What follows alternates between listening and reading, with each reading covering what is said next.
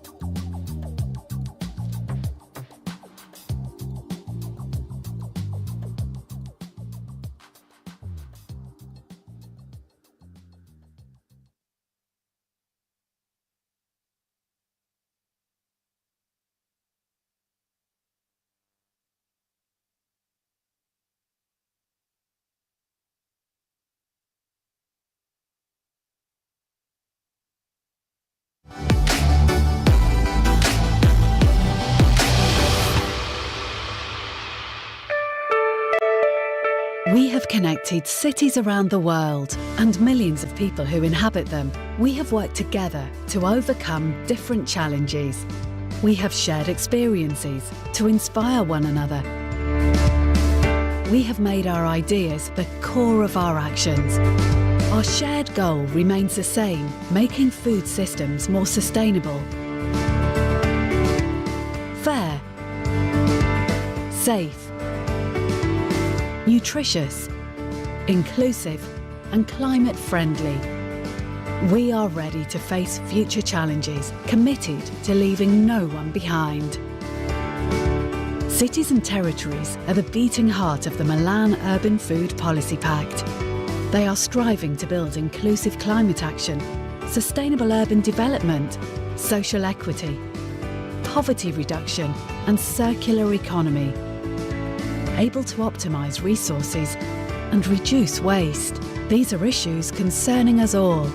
It is only through shared commitments and efforts that we will achieve the Sustainable Development Goals. Our journey began in Milan in 2015.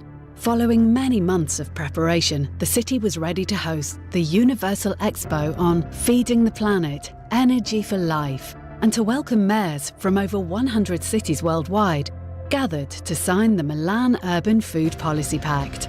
3, 2, 1, sign! The first ever international agreement on sustainable urban food systems was born.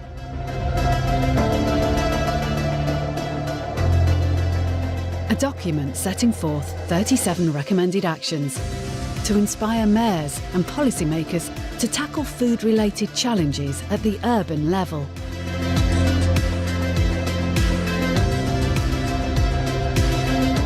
13 mayors from around the globe have been elected in the Milan Pact's steering committee. Their role is to lead a vibrant community of cities, ensuring the regional priorities and needs are fully represented. City-to-city exchange is at the core of the Milan Urban Food Policy Pact. Since 2016, signatory cities have been sharing best practices through the Milan Pact Awards, the most prestigious prize on urban food policy at international level. Year by year, we have been able to build the largest existing urban food policy library in the world. Thanks to the efforts of its secretariat, the Milan Urban Food Policy Pact is able to exploit this knowledge to offer a wide range of exchange activities, create occasions of dialogue during the regional and global fora, unlock funding opportunities and promote meaningful partnerships among its signatory cities. We are a network made by cities for cities. Together, we have the power to improve our food systems. Together, we can shape the global food agenda. The Milan Urban Food Policy Pact is more than an international declaration. In 2015, cities around the world united to face our food system challenges. By signing the pact, we created a dynamic platform to share the best food policies. Our collaboration has led to significant progress, but there is still a long way to go. We, as mayors, feel the responsibility to take action. And we know that the time to act is now. We owe it to our citizens, and they will be. Through our joint efforts, we have learned invaluable knowledge from one another. This has empowered us to make our cities more sustainable, inclusive and resilient. Our journey is far from over, but together we can achieve so much more. Local solutions for global food issues. Join us in our mission to transform food systems for the better. We are the Milan Urban Food Policy Pact.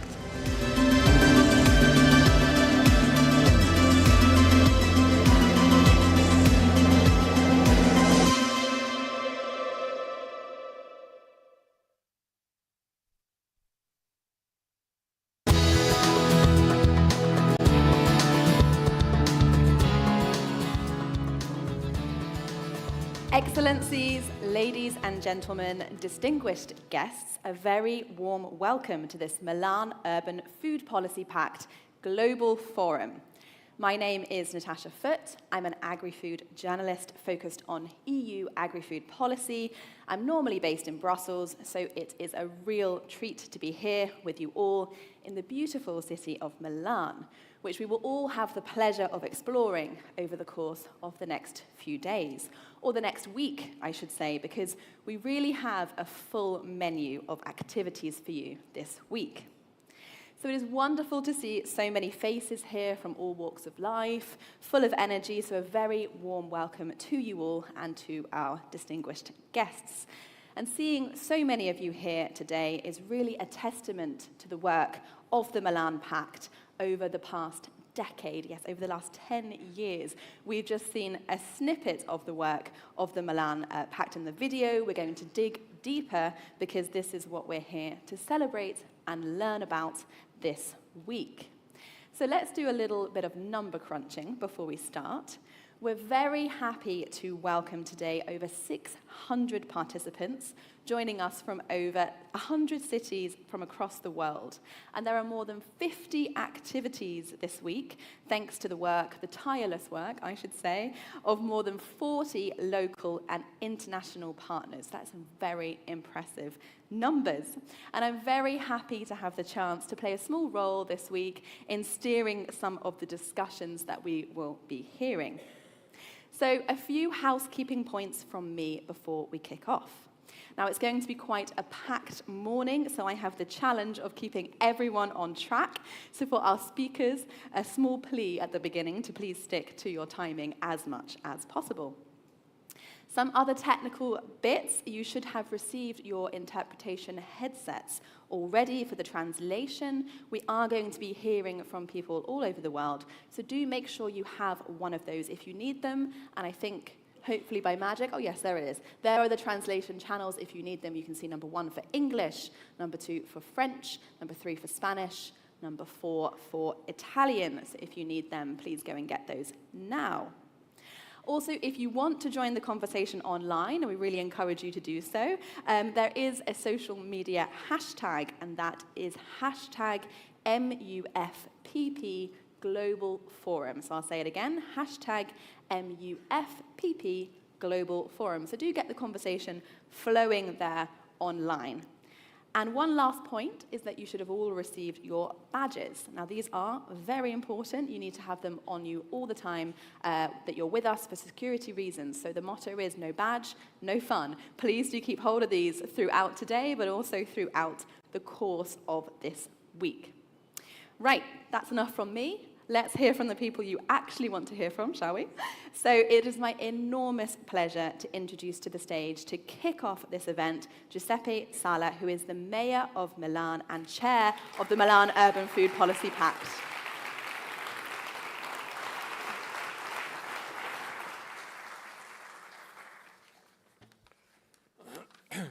Excellencies, Mayor, distinguished guests, welcome to Milan, the city where 10 years ago a collective idea took shape.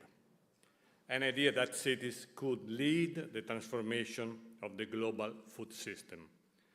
It is both an honor and a joy to open this Milan Urban Food Policy Pact Global Forum as Mayor of the city and Chair of this Milan Pact. In 2015, during Expo Milano, the world came together around a single question. How can we feed the planet and ensure a just life for all? On that occasion, the Mayor of Milan convened his fellow mayors all around the world to start a new journey. The Milan Pact was born, not as a treaty among governments, but as a commitment among cities, grounded in the daily life of our citizens. That decision marked a turning point. It gave food a political space, and cities the mandate to lead the change. Over the past decade, our voice has grown. From the signature of the first 100 cities to 330 cities, the Pact has become a living network representing over 500,000 people. The strength of our network lies in its diversity and in its unity. The Milan Pact is not just a document, it's a community of cities that learns, shares, and acts together. Together, our cities have reimagined food not just as a nourishment, but as a driver of transformation toward a healthier, more sustainable, and just future. City by city, practice by practice, we have built a living infrastructure of knowledge and capacity building. This is how the Milan Pact became a backbone of urban food policy worldwide. And then regional forums have created spaces for exchange and regional ownership, enabling cities to tailor the Pact's principle to their specific context. In order to be more effective in our action, we have established strong partnership with regional organizations. As the network expanded, so did its influence. The Milan Pact is now recognized the very real reference for urban food policy by ASEAN, European Commission, African Union, and Mercosur areas. Over the past 3 years, the Milan Pact Fellowship Program has become a platform of urban food leadership, strengthening skills of more than 2,600 city officers. None of this would be made possible without the dedication of our partners.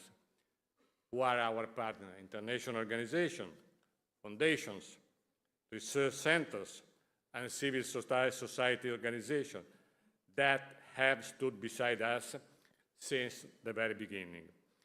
This partnership enables our cities to grow their impact. To each of them, and to every city represented here, I extend my gratitude. It is not possible in these times to ignore a very simple concept. The global food community works every day to eradicate hunger. We stand for a more accessible and equitable food system based on the human right to food, the human right to food. We cannot accept that hunger is used as a weapon. Too many resources and choices are still taken at upper level than the local one. However, we as city leaders are the ones closest to our citizens' needs. Therefore, we need to reinforce our voice and connections with the national governments, bridging these gaps and enabling dialogues, such as we are doing inside the School Meals Coalition. Our progress has also been possible by a strong and growing connection with the research community. The knowledge shared by our fellow researchers guided our actions, ensuring that our policies are ambitious, evidence-based, and measurable, which is fundamental. It is for this reason that we decide this 10th anniversary should be celebrated here in Milan, the city where it all started, the city that gave the Pact its name, and the city where we continue to believe that local action can change the world. I warmly invite you to benefit from these days here in Milan to work together to define the next pathway of our common work. As we gather here in 17 venues across the city, we are reminded that this is not only a forum, but a living map of our local food policy. Universities, markets, school kitchens, each location tells the story of how cities feed their people, protect their resources, and cultivate their future.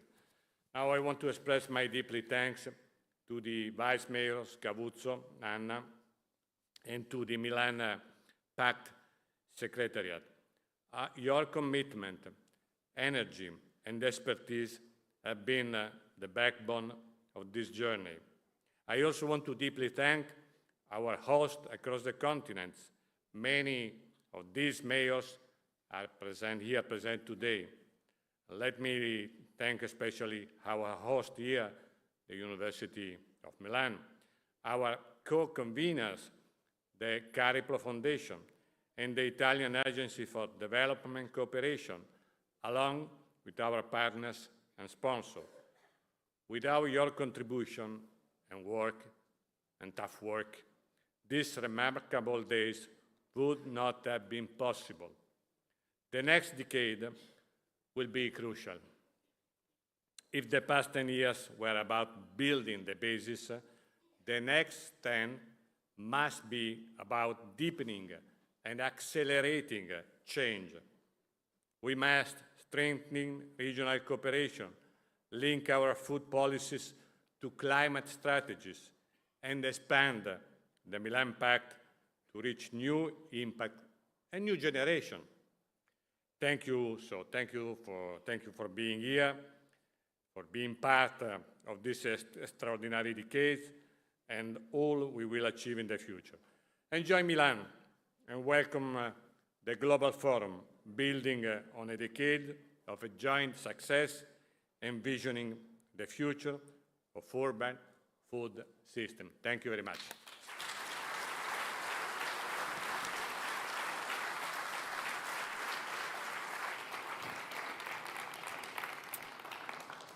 Thank you very much, Mayor Sala, for that warm opening to the Milan Pact community and this focus on cooperation, collaboration, moving into the future, accelerating and building on the foundations. Thank you very much for that. Now let me introduce our next speaker, and that is the kind host of today's event. That's Marina Brambilla. She is the Rector of the University of Milan, our beautiful venue that we are at today, for her opening words. So I pass you the floor, Rector.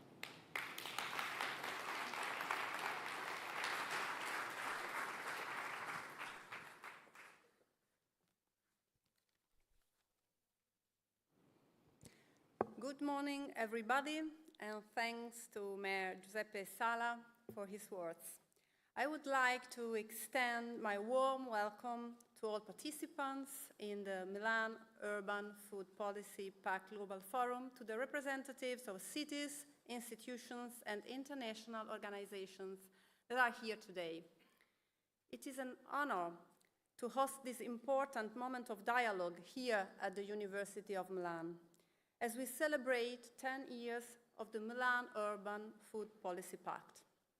The Milan Urban Food Policy Pact is one of the most significant commitments ever made by cities in terms of food policies. In working towards making urban food systems more equitable, healthy, and sustainable, this groundbreaking pact between mayors has always used a collaborative and cross-cutting approach, encouraging participation from different groups and levels within society. The only viable approach to tackling such complex and multifaceted topics.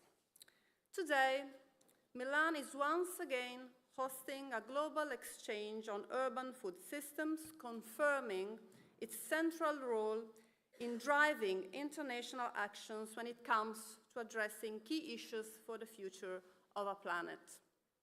And Milan is doing this by exporting its own model around the world, the so-called Milan system, a fabric made up of institutions, universities, research centers, associations, enterprises, and civil society actors, which together have always contributed to the richness and wealth of our city.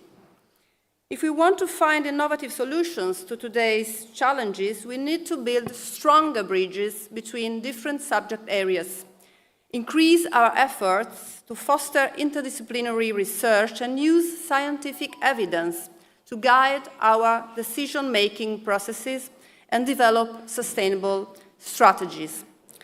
This is why municipalities and universities working together make for a fruitful partnership, one that we see thriving in many cities of the Pact in every continent. Transforming food systems requires a multi-actor approach and coordinated actions to create and steer multidirectional flows of data, knowledge, resources, and competencies between global and local scales. Cities are key actors in driving the transition towards more equitable and resilient food systems. Academic research can be a strategic ally by providing knowledge, data, and practical solutions. Together, universities and cities can build more sustainable food models capable of addressing global challenges while ensuring well-being and food justice for all. The University of Milan, also known as La Statale, is one of Italy's leading public universities with more than 60,000 students and a long-standing tradition of research and education at the service of society. Our interdisciplinary research and teaching activities span across a wide range of disciplines and sectors, from agronomy to biotechnology, from nutrition to social sciences.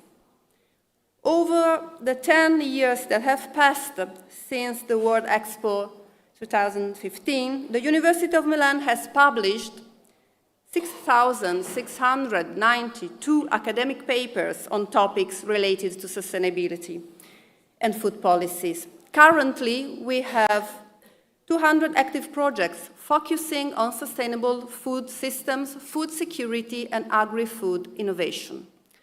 La Statale is an integral part of Milan's and Lombardy's innovation ecosystem. It works with local authorities, enterprises, and citizens to promote sustainable and inclusive food policies. Thanks to our degree programs and postgraduate courses, we educate students as well as professionals.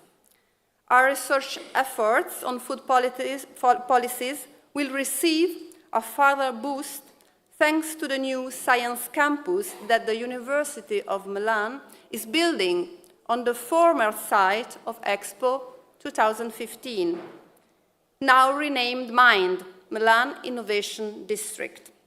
And just like the Milan Urban Food Policy Pact, the Milan campus is also a legacy of that incredibly generative experience that was the World Expo 2015. Another ambitious and internationally oriented project which will reverberate in the history of our university, of our city, and of our region. Based on these solid foundations and considering the new opportunities that are opening up in the near future, we couldn't be more proud to be part of this incredible global event. So thank you all for being here and welcome to the University of Milan. Thank you.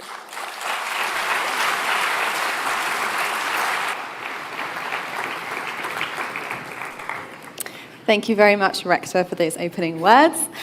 Now it is my pleasure to welcome to the stage the first of our two keynote speakers of today's event, and that is Jane Battersby. And Jane is an associate professor at the Department of Environmental and Geographical Science at the University of Cape Town, come all the way from Cape Town for this, so thank you very much. Jane has worked on urban food issues for almost 20 years, really looking at the interaction of urban systems and food systems in shaping food practices of urban residents, but has also been at the heart of the Milan Pact since day one, since the very signing of the Pact, and contributed in more ways than I have time to list here over the past decade. So what better person to be our first keynote speaker today? I pass you the floor.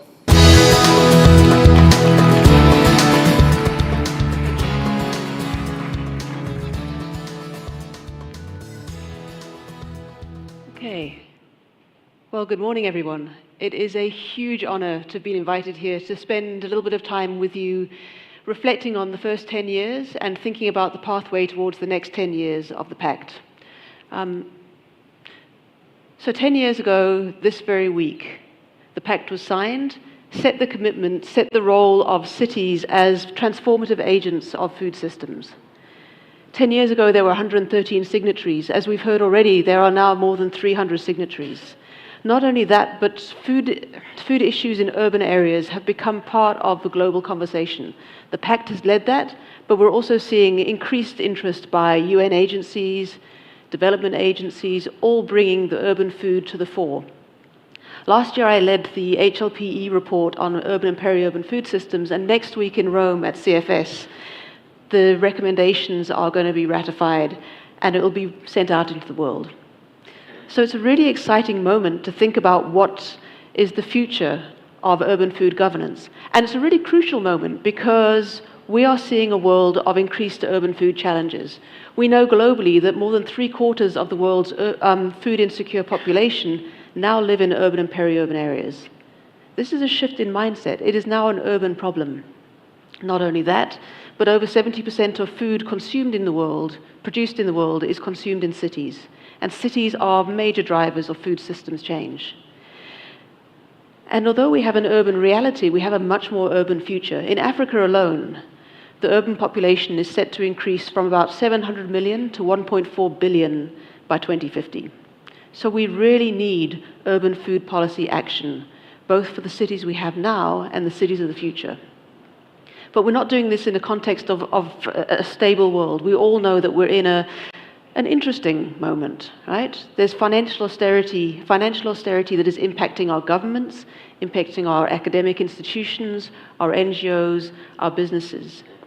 We've got political instability. We've got challenges like food markets that are increasingly flooded with unhealthy foods. And if we're honest, the moment feels a little bleak. But I think this is where we have some hope. I think there is something unique about the urban environment that allows us to be transformative. We've heard some of that already.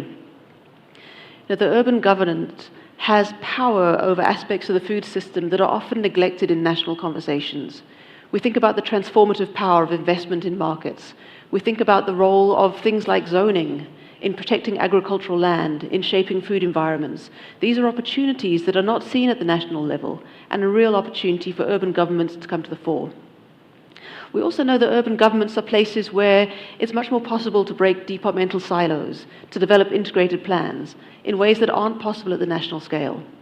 We also know that urban government is where government meets its people. And so there's these opportunities for really innovative approaches to civil society engagement with the state that happen at local government level. And in some parts of the world, not all, local government have significant political and economic power. So it is a moment for reflection on where we are and plotting a pathway forward and thinking about where have we come from.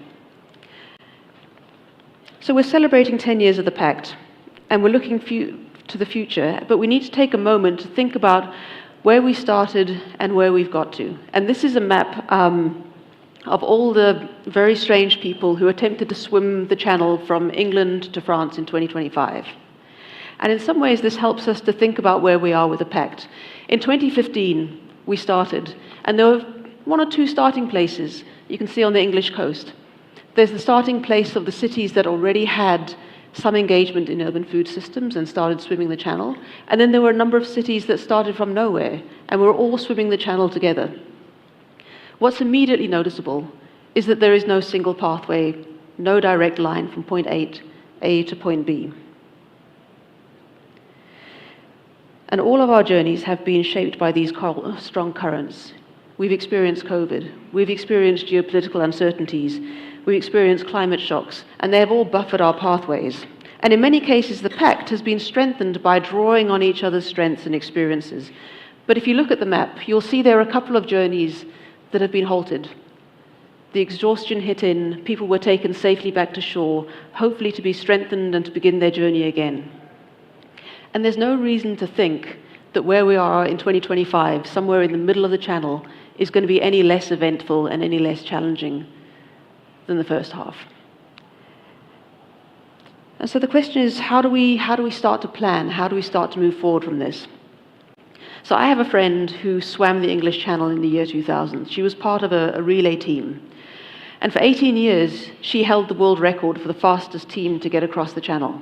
And how did they do this? Well, they were a group of university students, so they really invested in scientific data, in understanding the current, in training so they could get ahead of the current and move their pathway through. It was based on scientific data, evidential experience, and talking to people who'd done it before. And I think that's very much how we're going to navigate as part of the Pact.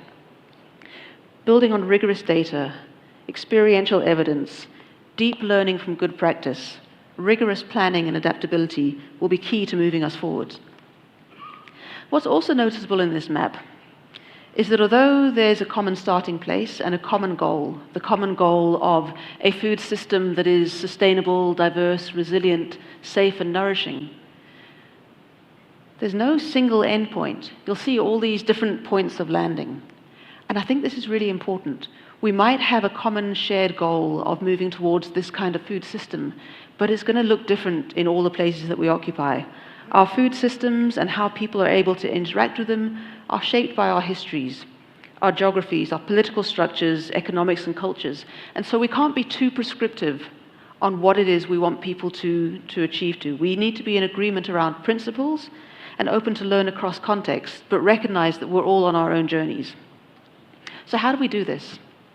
The first part is thinking about, well, who do you have on your team? Who do you swim with? We hear a lot about the power of cities to transform food systems. But outside of this room, when I speak to a lot of cities, there's this sense that local government don't feel they have the power to transform the system. They don't recognize the mandate. And so part of what we need to do is recognize what is the power of local government, identify those existing but underutilized mandates that local government have, and share those stories. And I think that's what's been powerful in the Pact, of identifying all these different entry points that are available and learning from them. I think there's also the importance of local governments joining together to form networks, to be able to speak back to national government, to influence national government and global governance structures, to take the urban a little bit more seriously. But in order to do that, it's going to take working across departments in local government, and it's going to take multi-level governance, working across different tiers of government. But it's not government alone, and we know from who's in the room that it's not government alone. We also need to recognize the power of the private sector in shaping our food system. And how do we grapple with that? And recognizing that I think it's really important that the private sector isn't just the businesses we recognize. Private sector is both formal and informal, modern and traditional, large scale and small scale, and they're all shaping that system. And so we need to find ways to leverage that power and regulate that power, working together to do things like encouraging local and local and short supply chains, supporting decent work and livelihoods, increasing the availability and accessibility of healthy foods, and regulating unhealthy food access. The third part of power in our cities is the role of the citizen, the consumer. And we hear a lot about leveraging consumer power to change the system. But that only works if consumers actually have agency. And my concern is that sometimes we are putting an expectation on our citizens without giving them the empowerment. And so, yes, we can have programming to guide consumer behavior, but unless we're doing that in combination with urban policy and governance that works to reduce poverty and inequality, that works to improve urban conditions, we're not going to get there. So how do we do this? How do we move this agenda along? And this is from a paper that I co-wrote with Anna Scavuzzo, who I think is in the room, Jill Clark, who will be coming later, and Anna Davies, thinking about 5 kind of sets of things that we need to think about when we start to do urban governance that are going to shape the direction we take. And the 5 points are: time matters. What is the history of the city that you're working in? How does that city shape the possibilities for urban governance? What is the future envisaged by the broader city, and how can the food work fit into that? So really situating the work in a particular time. The second component is thinking about place. What are the particularities of where you are? The physical, the environmental, the social geographies that shape policy. And then when we're thinking about learning from others, how do we reflect on those contexts and make sure that we're doing something that's going to work across contexts? Relations matter. How does your city relate to the areas around it? Who are the actors in your city that need to be brought into the conversation? What are the interactions between food system components and non-food system components in your city, and how can those be brought into governance? Diversity matters. Whose voices are at the table? To what extent are we creating a diverse and resilient food system? What forms of knowledge are shaping our policies? Is it simply scientific knowledge, or are we bringing community knowledges and indigenous knowledges into the system? And then finally, power matters. What kinds of power are evident in our policy making? Who has the power, and are our policies and governance decisions doing anything to redress power imbalances? And if not, frankly, why not? So how do these principles play out in practice? I want to bring us to something that's been mentioned already: school feeding. School feeding has been recognized as a potentially catalytic action. If we invest in school feeding, we can change supply chains. We can address food poverty. We can change food cultures. We can bring around sustainability. All of these things. But there can't be a single model for school meals. We know that around the world things manifest very differently. In some places, cities have the power for procurement. In other places, it needs to be held in conversation with provincial or national governments. We know in some places there are very complex dynamics between the state and private sector. In some places, it may be fairly feasible to easily pull on small-scale producers and pull them into the school feeding schemes. In other places, there's strong corporate power that needs to be negotiated. In some places, we know that the most vulnerable schools are excluded from the school feeding scheme due to various regulations at the local government level. So in all of these things, we're going to have locally responsive systems. So if school meals are going to reach their catalytic potential, it's going to require really careful attention to these issues of time, place, relations, diversity, and power. And so my sense is that if we are individually and collectively going to get closer to that other shore of a just, sustainable, diverse, resilient, safe, and nourishing food system for all, we're going to have common points of reference. We're going to need to maintain and support diversity. We're going to have a hunger for data and for evidence, drawing on a range of knowledge systems. We're going to have a recognition of the inherent urbanness of the urban food system that we're working with, and understand how our food system agenda fits into our city's broader agenda, and how it can contribute to those things.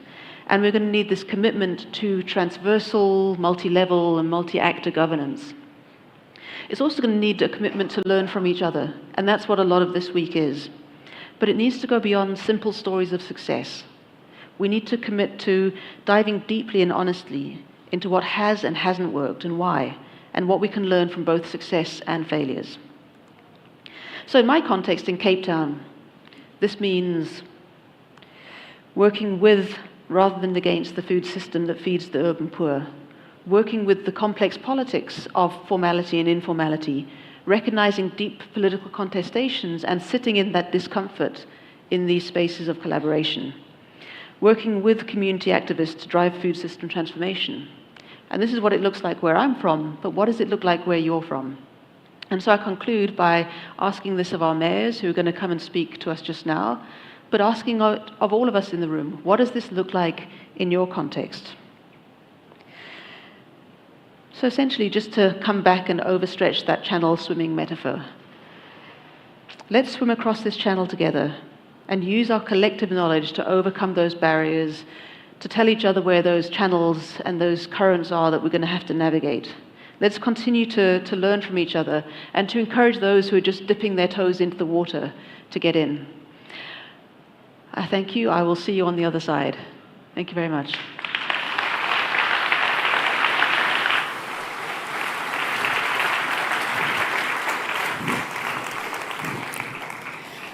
Many thanks, Jane. I really enjoyed your analogy to crossing the channel, and also as someone who has crossed over the channel myself as well. But also this idea of this not being a race, but a relay. I find that very powerful, this collaborative spirit, especially in this moment of the particular geopolitical moment that we sit in. So thank you very much for that. Now, I already teased that we have a really packed agenda for this week, so I'd like to take a moment to just talk you through all of the fun to come. And when I say fun to come, I really mean it, because clearly a huge amount of work has gone into making this. I think event doesn't cut it. I think it's more of an extravaganza. We're running from Monday morning, we started, kicking off the week with side events on many aspects, from right to food, to tackling food waste and food education, and this energy is running throughout all the way until Friday evening. So let me talk you through this and a few things that you need to know. So firstly, it's clearly a huge undertaking, the culmination of a decade of work. So let me start by giving a huge thanks to everybody that has been involved in this Herculean effort, to all the partners and the contributors who have helped bring this to life. You can see them all here. I won't go through all of them. It's going to take a moment, but that's an impressive collection. So perhaps a round of applause there for the partners.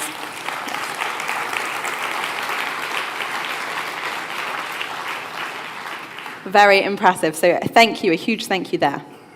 Now, let's make sure that you get to make the most of this week. And to do so, each of you will find a little kit in the tote bags that are on your seat. So maybe you can have a look inside. If not now, then later. But inside, you can find a program. I won't go through it line by line now, but there you can find all the logistics, the event information, everything you know. There's also a little map, everything you need. There's also a notebook. I don't think I need to explain what that's for. But there's also a pin. You can see that here on me. We would love if you would wear that, not just in this global forum, but also if you felt like it in future food events, so we can all recognize each other. And we would also love for you to be pinning this pin on traditional clothing from your country throughout the course of this week. We'd love to see you in traditional attire. I know I've seen a few of you already. It's a way to really show the diversity present this week. I didn't have any tweed jackets with me. I'll do my best to find one in Milan.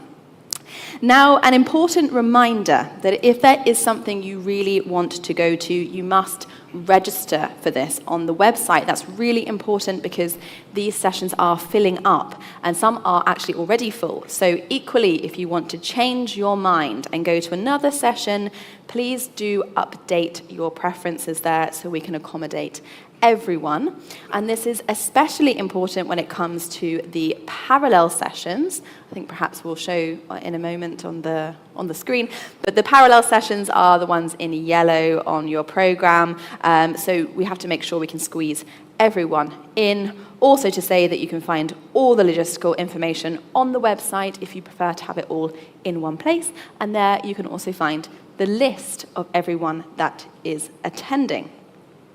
Now, this is also key because the program this week is a bit special. So instead of having you all here in the same venue, which, although it is a beautiful venue, would be a little bit boring, we've actually, you have venues dotted around the city. There you can see the map.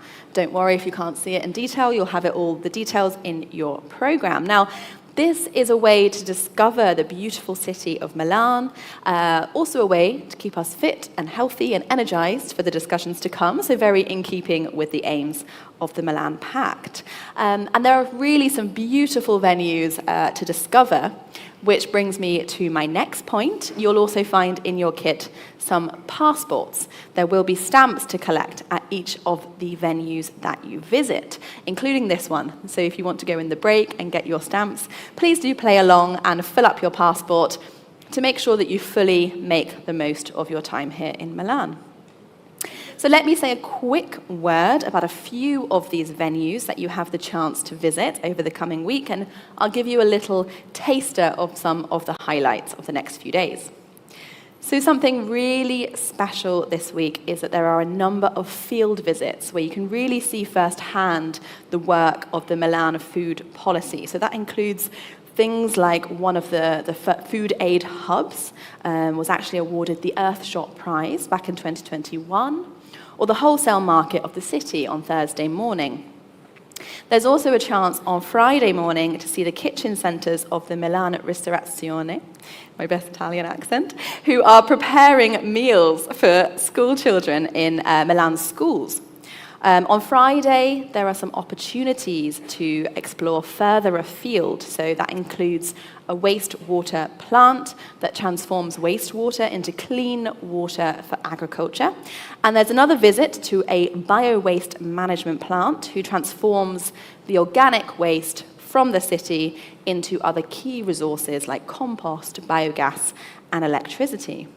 If you're thinking that's a lot, no, that's not all from this week. So thanks to the great contribution of the partners of the Milan Pact, you will see Wednesday and Thursday morning a wide array of sessions we really encourage you to register for. The other plenary sessions are also not to be missed this week, not just because I'll be there on the stage, but there's also a plenary session on Wednesday afternoon on the state of the Pact, which will bring everyone up to speed on the work of the Pact until now. And after that, there will be another plenary, which is the city's Feeding the Future of the School Meals Coalition, where you can discover what the new cohort of champion mayors are doing to ensure that school children receive at least one healthy meal a day.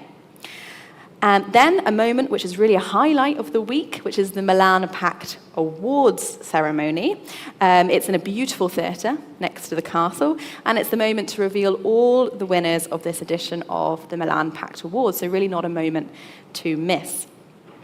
We also have a very special lunch on Thursday, which is, of course, World Food Day, and this will be at the Royal Palace. And I won't say more, don't want to ruin any surprises, but this will be special.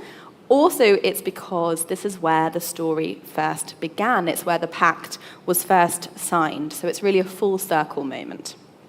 And of course, the dessert course of our full meal of sessions this week is the closing ceremony, talking about what's next for the Pact, followed by a moment to relax and enjoy a cocktail together. Now, that was a lot of information. If you haven't quite digested it all, that's okay. If you have any questions throughout the course of the week, you can direct your questions to one of our lovely organisers who have the red badges. You'll see them dotted around. Or, of course, you can ask at the welcome desk if you're not sure of anything. So you can see plenty of fun to come. So that's enough of the logistics. I'd now like to move to the next session of today's plenary. For this, I'm going to put myself over here. So for this, I'm very happy and honoured to welcome to the stage not one, but two distinguished guests. So joining me here on stage, we have today His Excellency Stefano Gatti, who is Director General for Development Cooperation and Special Envoy for Food Security for the Italian Ministry for Foreign Affairs and International Cooperation. So Director Gatti.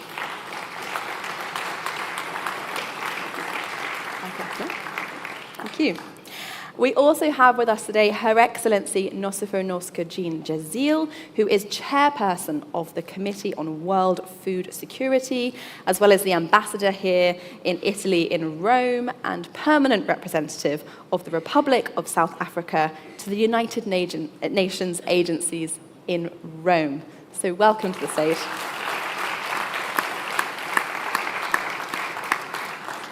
Thank you very much. Welcome.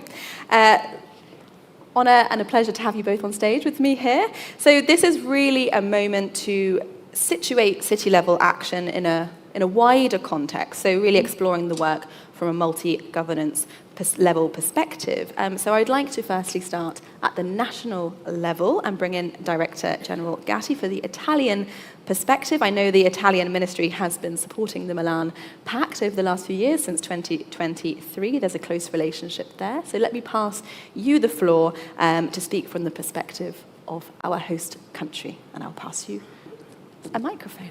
There we are. Okay, thank you very much. Good morning to everybody. I think I had slides, but I don't know if we can put them. Yes. That's me. That's nice slide. There you go. Okay, that's it. Thank you very much. First of all, let me say that it's a pleasure to be here, and thank you to everybody. I am here in several capacities.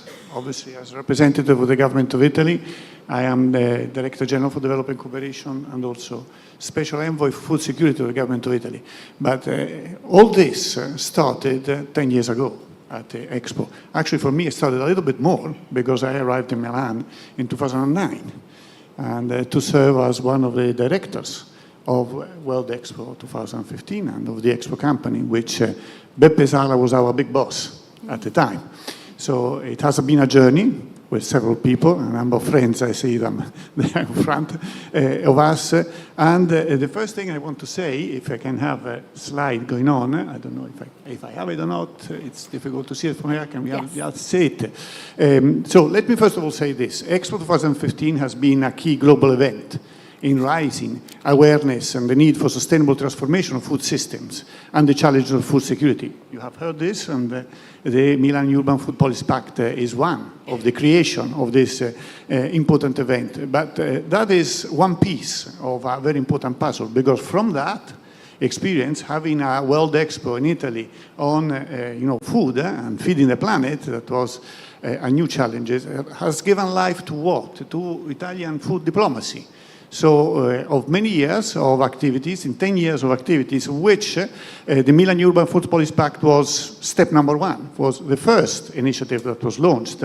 And I am here to say that, first of all, a word of gratitude to Milan, to the city of Milan.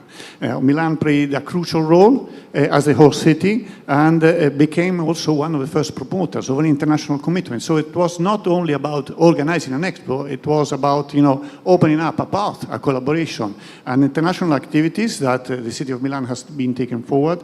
I'm grateful not only for the work that the city has done on the Milan Urban Food Policy Pact, 10 years, and everybody's here. This is clearly the success of this event. But Milan has all, and has been mentioned, has been driving our involvement in school meals, So Anna Scavuzzo represents Italy in the School Meals Coalition of the United Nations. And I was just a few months ago in Malawi inaugurating one of the many projects on school meals that the government of Italy has been financing in these last few years. So Italy is an active participant also of these international fora, and action-oriented activities are very important. So, you know, what really has came out from Expo in all these years, and we arrive after years and years of activity, you see from 2015 to 2025, in July, Italy has hosted, together with Ethiopia, in Addis, for the first time, hosting an event outside of Italy, a World Summit on Food System Summit. The ambassador was there as chair of CFS. We had our Prime Minister, the Prime Minister of Ethiopia, and many leaders from Africa and several countries in the world. So our food diplomacy is also a diplomacy meant of being key players in the international arena on the important discussions we have to have on how do we drive forward, how do we move in facing this that, you know, the Secretary General of the United Nations says is challenge number one of the international community, feeding the people and feeding in a sustainable and healthy way all the planet. So if I can go to the next slide, it's just, I don't know how many slides are going there. This is the next slide. Is to say that not only we had, you know, an action, an activity on the international fora, but Italian food diplomacy means also action on the ground. As you know, Italy has launched in January last year the Mattei Plan for Africa. We are, the ambassador know that very well, and we are very engaged with so many African countries. Italy is engaged in a drive of collaboration and partnership to Africa. And it's important to say that some of the key projects of this involvement are about food system transformation, agricultural transformation. You see here 3 of the key projects of the Mattei Plan for Africa. One is a project in Tunisia for, you know, the reuse of the waters of the town of Tunis, water issues, and how do we use the scarce water that we have, not only in Africa, but also in Italy, is one of the a key issue. We have launched with the Italian private sector a drive for the transformation of food system in 5 African countries. We are already active now. As you see in Congo, Ghana, Senegal, Libya, Ivory Coast, we are working, and we will be working with 5 others in, you know, big interventions with local communities and small farmers in some key countries in Africa. And then we have launched a drive on coffee. Coffee is, you know, the 3rd most traded commodity in the world. I don't know how many people know that, and is fundamental for the economy and for the livelihood of 40 million families and farmers around the world, many of them below the level of poverty. So it's just to say that obviously food diplomacy means participating to the debate, but also doing things and action on the ground. Next slide, please. And one important development has been in the last few years is that the convergence of the discussion between climate change and food. So with the declaration in COP28 in the United Arab Emirates that we have been proud as Italy to be one of the small group of countries that have drafted together with our friends from the Emirates this declaration that was signed by more than 120 countries all around the world, is that you cannot discuss about food without discussing about climate. So food production and climate change have to be addressed together. There's no difference, you know. You can have a fantastic climate, but if you have no food, you're not very better off. And the reverse is also true. You can have all the food that you want, but if you're destroying the climate of our world, that does not work anymore. So we have to work together on this convergence. And this is the reason why Italy has launched a climate fund of 4.4 billion euros. That is the biggest national climate fund that exists today in the world. And I happen also to sit on the board of this, and it's very important for us on how do we use this money for these projects.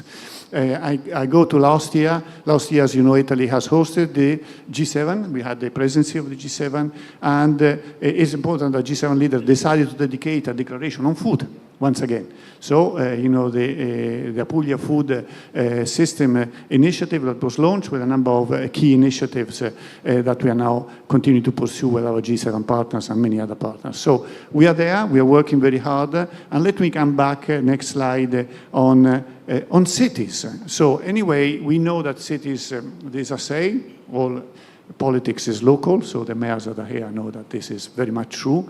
And so many things happen in cities. It has been said that more than half of the population of the world now lives in cities. So how do we nourish city? What do we do in cities? So the Milan Urban Food Policy Pact that we very strongly support is an important instrument for us to have this discussion. We are also looking at projects. So we have launched within the Mattei Plan for Africa an initiative in partnership with FAO, UN Habitat, and Campagna Amica Foundation, that is the foundation of our local farmers market in Italy, more than 1,800 farmers market all around the country, are promoted by our Farmers Association. And these are 10 cities in 5 African countries, as you see, Algeria, Ivory Coast, Kenya, Mozambique, Uganda, and there are the cities. And what are we doing with these cities? We're discussing with them green interventions, so green urban interventions that we will be financing with our climate fund, together with partners like the World Bank, the European Commission, and see what kind of interventions. So you discuss a lot about green cities, and which obviously food is a part. But how do we do that? Especially in cities that are seeing an incredible growth, ratio of so many people coming in, and are quite chaotic urban development. And what can we do to support that? And they are the cities we are working with, and actually some of the representatives of these cities are here today.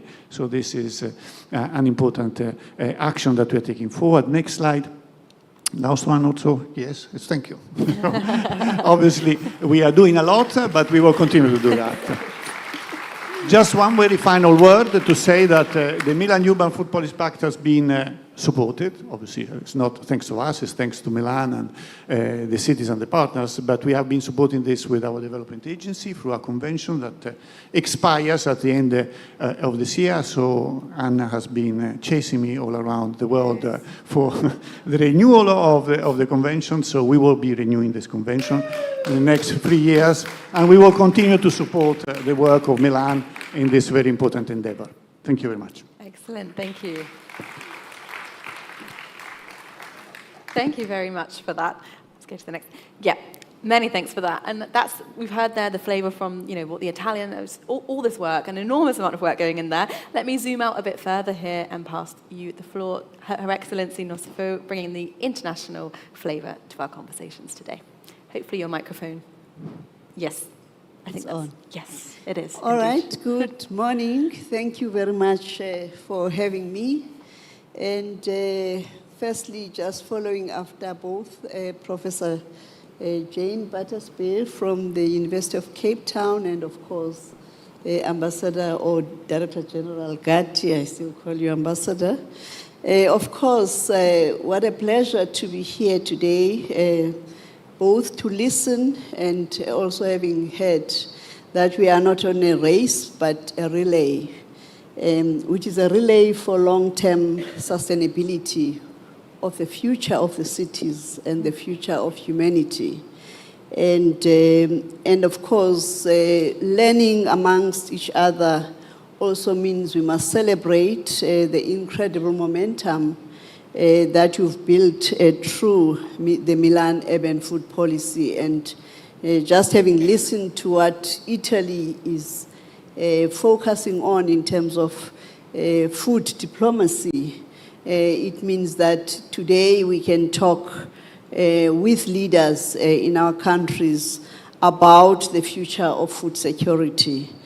I'm chairperson of this Committee on World Food Security in FAO, which is a unique platform as a UN most inclusive platform in terms of advancing food security and nutrition for all. And we develop policies through the multi-stakeholder engagement. Member states in FAO, together with civil society, as well as the private sector and philanthropic foundations, get to have conversations about food and matters of food security. So we enable voices from across the globe, both in terms of people meeting physically, coming together to shape solutions, and governments, of course, in general, we have our role, but we don't grow food. We are not farmers. And it's important that at a global level, we have a mechanism for us to have those discussions, both with philanthropic foundations, but also with researchers and financial institutions. And under those conditions, then we are able to claim that we have an inclusive process for a just future. And the mayor earlier on spoke about a right to food. Food is a human right, and in the Universal Declaration of Rights under the United Nations, this is one of those rights that is important. People always focus on the political rights, but other rights are as equal and important as the food, the right to food in essence. So it is the greatest strength of this committee within the FAO that brings together those multiple stakeholders. And as we already heard, that by 2050, the world's population is expected to be nearly double in cities or in urban areas. And beyond that statistics, we need to then know that cities are then going to face a profound challenge in terms of shifts, both in terms of the geography of food insecurity. In the past, we've always known that food security is a phenomenon that exists in rural areas. In future, it's probably not going to be that. And in fact, there are already trends that indicate that. So urbanization intertwined with demographic factors and economic factors and technological and cultural transformations becomes a real aspect that we need to weave in terms of our urban planning into the future, all of which would affect how food is produced and how it is distributed and accessed and become available to customers, to users, and to also those that consume it. In light of all of this, therefore, cities have become the central place for us in the United Nations to focus on how to fight against food insecurity or end hunger. And this is why then the CFS, in its multi-year program of work, took the decision to focus on this shift, and we launched a policy convergence process, specifically that's aimed at strengthening urban and peri-urban food systems to advance food security and nutrition. It has been a one-year-long journey, of course, with a dialogue and negotiations and collaboration, and you heard earlier on that next week the CFS 53 plenary will then be considering these policy proposals. Let me therefore recognize the high-level panel of experts, which is what was referred to as HLPE, which laid the foundation for the policy process. And having heard from Jane already from the University of Cape Town, she was the lead expert in the work of the high-level panel of experts that provided recommendations for us as member states to then engage in a dialogue that would be based on independent science and independent report, which therefore has enabled us to reach a consensus. So the inputs that many of you, some of you here today, have participated in the negotiations, which included some of the cities, mayors, and urban networks, we have that outcome to be considered for a decision next week. And the key elements that are the pillars of the policy, one is to strengthen urban and peri-urban food systems, calling on a fair access to land, water, finance, and innovation, and promoting investments that empower small-scale producers and women and youth in particular, while reducing loss of food in terms of waste generation and building circular economies. And this today also in Sardinia, still here in Italy, there is a waste conference, and we are also contributing in the conversations about how to reduce food waste and make sure that we appreciate even some of the ugly foods, some of your carrots can have 2 tentacles, but the nutritional value is the same. So good food is also ugly. So ugly food is good food. And that is part of the awareness that we need to generate across the continuum. Integrating food into broader urban planning is one of the key pillars.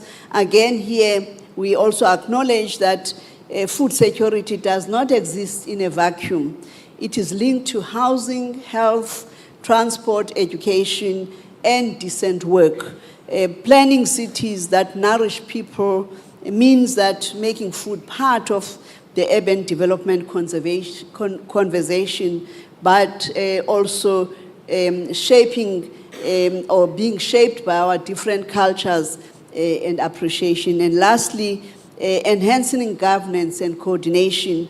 Local governments are key in respect of food governance, and this is not a matter for global affairs only. It's a matter where the right of partnerships or bringing on board right partnerships to lead this transformation becomes crucial. Urban planning is where we facilitate trade-offs, both in terms of land use, which areas are going to be built for purposes of food production, and which areas are going to be industrial aspects of the value chain. And therefore, building resilience for planet and also the future of the people becomes the center stage in that respect. I therefore conclude by outlining that investing in knowledge, data, and collaboration is one of the key pillars of this policy work. We need solid, disaggregated data and stronger links between science, policy, and local knowledge.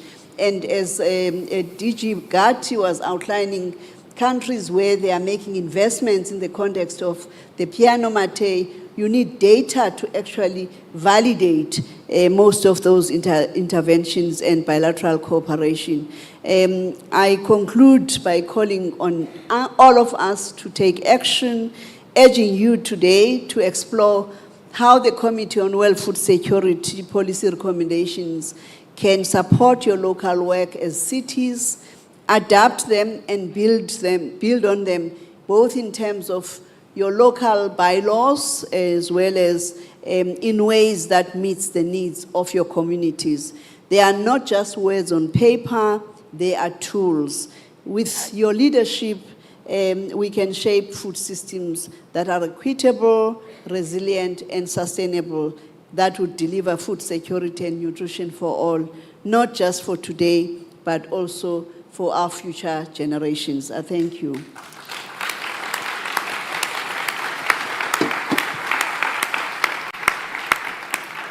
Fantastic. Thank you very much to both of you for situating our conversations this week in the wider, more bird's eye view. Thank you very much. I'd like to invite you both to take your seat back. Thank you. Thank you. Perhaps another round of applause.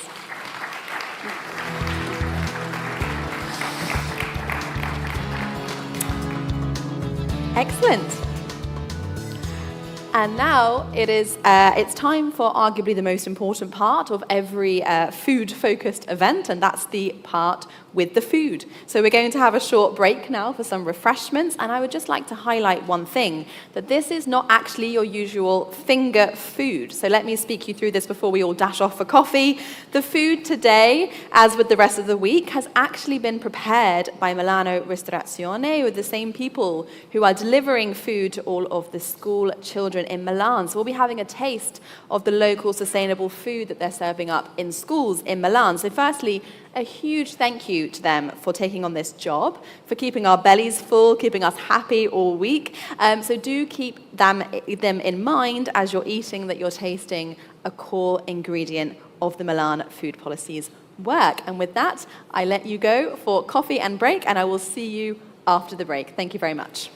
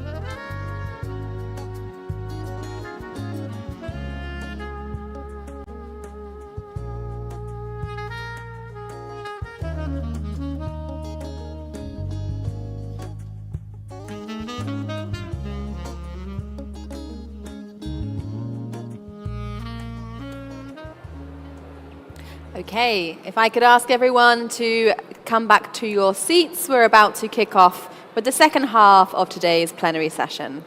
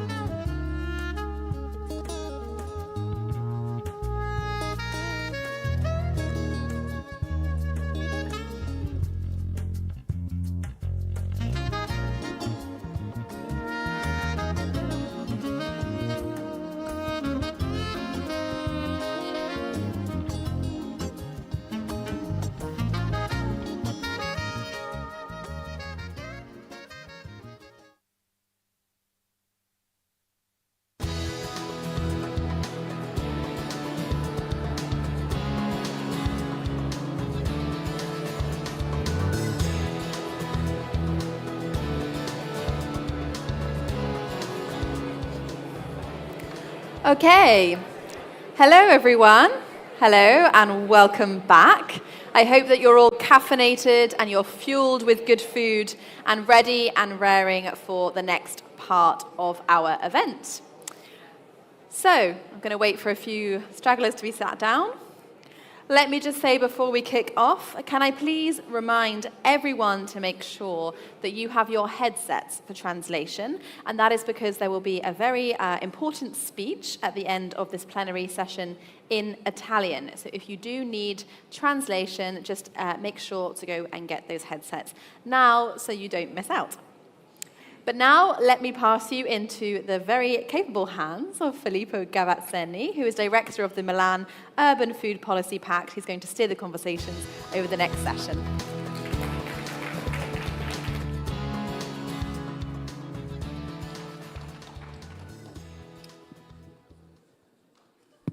Thank you very much, Natasha, and also from my side, welcome to this second day of our Global Forum here in Milan. As you know, because I see many familiar faces, this mayor and political roundtable is a tradition. It's the way in which we open the plenaries of the Global Forum of the Pact. This has the aim to inspire other mayors, officers, and partners to a collective action, to take action together. So this is the aim of this session. You will hear mayor talking about food waste management, water waste management, food education, procurement, many aspects of the food system. Indeed, these are the key levers that cities and mayors can manage to transform the food system. So I am delighted to have this year a very special panel, and let me call on stage the governor of Bangkok, Mr. Chachat Sittipunt.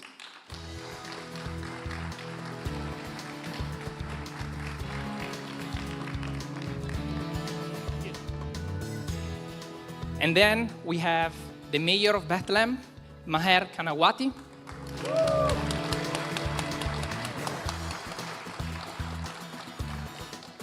Welcome. The vice mayor of Milan, Anna Scavuzzo, please join us on stage.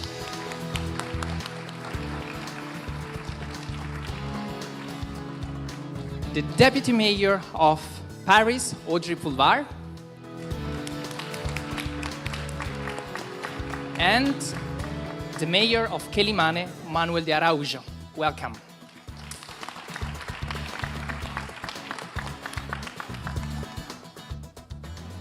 Great. So as you can see, this is it will be a very insightful panel. We have mayors and cities that are working, have started working maybe since the beginning or in the later years, so few years ago, but very committed with different political priority, and we will hear right now from there. Let me start. There will be 2 rounds of questions, and let me start with Governor Chachat. And it's a pleasure to start the session with you. Since you signed the pact back in 2021, your city has increasingly focused on food matters, and you have achieved very significant results. In particular, your outstanding commitment culminated with the adoption of the first ever Bangkok Food Policy 2023-2027. Could you briefly tell us what led to this process and the key outcomes? Thank you, Filippo. I don't think it's a political debate, right? Just a session, right? No debate. Okay. Thank you, everyone, and my honor to be here. You know, and Bangkok joined the pact in 2021. I became governor in 2022. When you talk about Bangkok, you might think about Thai food, you know, and you don't think that we have problem of food in Bangkok, but I think there's a serious problem. Maybe just one. I have a slide. Okay, just show you. I mean, after COVID, you see many. Our homeless citizens on the street more, you know. We count they have like 1,300 homeless citizens on the street. And people complain, Mayor, you should do something with these homeless, our homeless. So we do some program, you know, create some shelter for them. And then last week, we have program that handing food for them every day. So there are 500 people coming to get food, you know. I went there and asked them, how many of you don't have home? Only 10% are true homeless, you know. 90% are foodless. They don't have food in their home. So they come to get food and bring back to eat. So I think something that, because homeless is obvious, but in fact the underlying problem, maybe not the home, but the food that they don't have. So they can come and get the food on the street and bring it back. So I think you see this serious problem in major cities, and even more serious because the inequality increase. So the way we handle the problem, I think there are three. We share my humble experience, maybe different from other cities, but I think three important things. One is you need special team on this. Second, you need strategy. We talk about strategy very often, but let me clarify what we did in Bangkok. And last one will be synergy between private and government. The first one, special team, because in Bangkok, we have like 16 departments, 50 districts, Each of them have their own program on food and very fragmented. We have food program in Department of Education. We have equality in Department of Social Welfare. We have food vendor in Social Department of Legal Enforcement. So each have their own food program, but very in silos, So we end up setting up the special team doing this policy after we joined the pact. And we assign one, we call CSO, he's here, Kun Pron Prom, you will see him around. He is our Chief Sustainability Officer who integrate the program in every department, every district, create one coherent program. And that's very important because otherwise the program is fragmented, we do the same thing and no economy of scales. So I think to have a special team, very important, dedicated to this policy. The second one would be the strategy. We talk about strategy very often when we talk about sustainability and all these things. But in Thailand, in Bangkok, many times it's just a slogan. It's a slogan strategy. You just have some very nice vision. You want to be the sustainable city with food policy. But the most important thing for strategy would be action plans. So I think we did in 3 phases for our strategy. When we do diagnosis, what's happening in Bangkok? What is our problem? We don't have a food shortage problem. We have problem of distribution equally. We like have a lot of food waste. 50% of our waste are food waste, and end up we cannot recycle other garbage because food waste destroy all other recycle things. So I think with this in mind, with our diagnosis, we can define our problem. So our vision will be focused on 3 things: on sustainability, equity, and quality. So that's first thing, diagnosis. Second one, you need guiding policy. What will be your main focus, right? So we have 7 areas in our focus of the strategy. Would be food production, food distribution, food safety, food bank, and then the school program, and then like food governance. So we have 7 areas on this. And the third step of strategy would be coherent action plans. This is the most important part of the strategy. We have more than 600 action plans that each department work together to the same objective, Because if you work in the government, you will know that, and government officer very good at killing time, We can kill time, day, weeks, months, without nothing happen. So we don't set the goals clearly. What do you want from your team? What project? When they wake up in the morning, they have to think about this food bank, food program, Without this in mind, time flies, and years pass without anything happen. So I think coherent action plan important with very well-defined objective for everyone. So with this, I think we set up many programs and have very good results. And the third element, right, would be synergy. So I think the synergy, because when you look at the food in Bangkok, government is only a small part. Private sector, academic, citizen are the ones who must help solving this problem. So I think when you look at the food program in Bangkok, the city hall act as a conductor, So we conduct, and the players come together. So the main element for this conductor to be successful will be trust. I think what we lacked when I became governor between city hall and citizen, that we don't have trust. We don't trust our citizen, and citizens don't trust the city hall, So how can we create trust? Once you start to have trust, we can have many programs and people come together, like the program of food bank. I will tell you later. At the beginning, nobody trusts us. They think it's corruption, no transparency, you know. But when we prove to them that we are committed to this program, we have private sector joining. So we don't use any government budget for this, but we can have a very successful food bank. So I think three things, as I said, so you need a special team to dedicate to this project. You need strategy, not only slogan, but you need action plans. And you need synergy with private sector, academic, citizen, and you, the City Hall, to work together as a team. Thank you. Thank you. Thank you very much, Governor, and also for sharing the key ingredients for success. And indeed, these key elements are enshrined in the Milan Pact text, because we are talking about governance and partnership. So thanks for highlighting this. It has been an incredible work with Kunprom as well to write the food strategy for Bangkok together.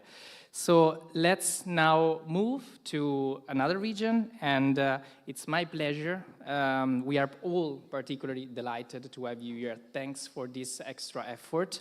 To have here the Mayor of Bethlehem, which is also a sister city of Milan. And now I would like to ask you about the women's market, which has become a symbol of empowerment and inclusion.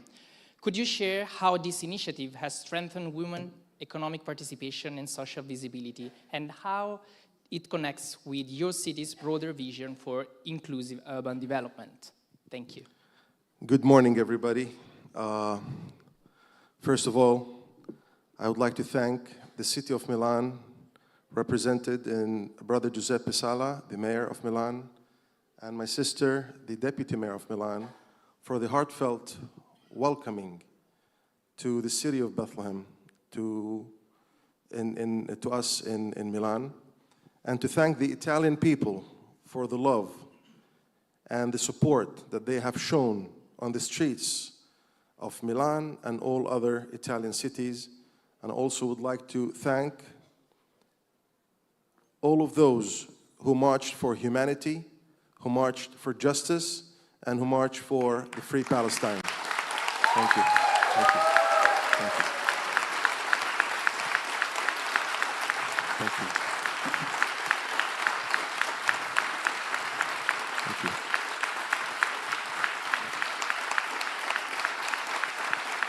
Thank you so much. Thank you. Thank you so much.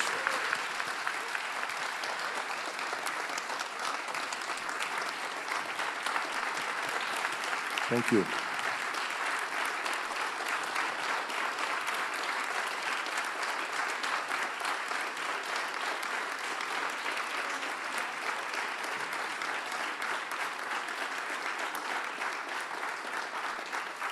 Thank you. Thank you. You know, this, it's been a blessed week for us, coming from Bethlehem to March for Peace, and to see the heartfelt welcoming of the people here. It's definitely a great push. Now, your question is a good question, but in order to answer that question, I have to explain a little bit about how we as municipality improvised on things in order to give tools to women, to empower them, in order to put bread on the table of their families.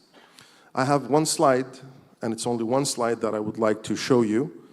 It's exactly the same slide that I shared with the Pope.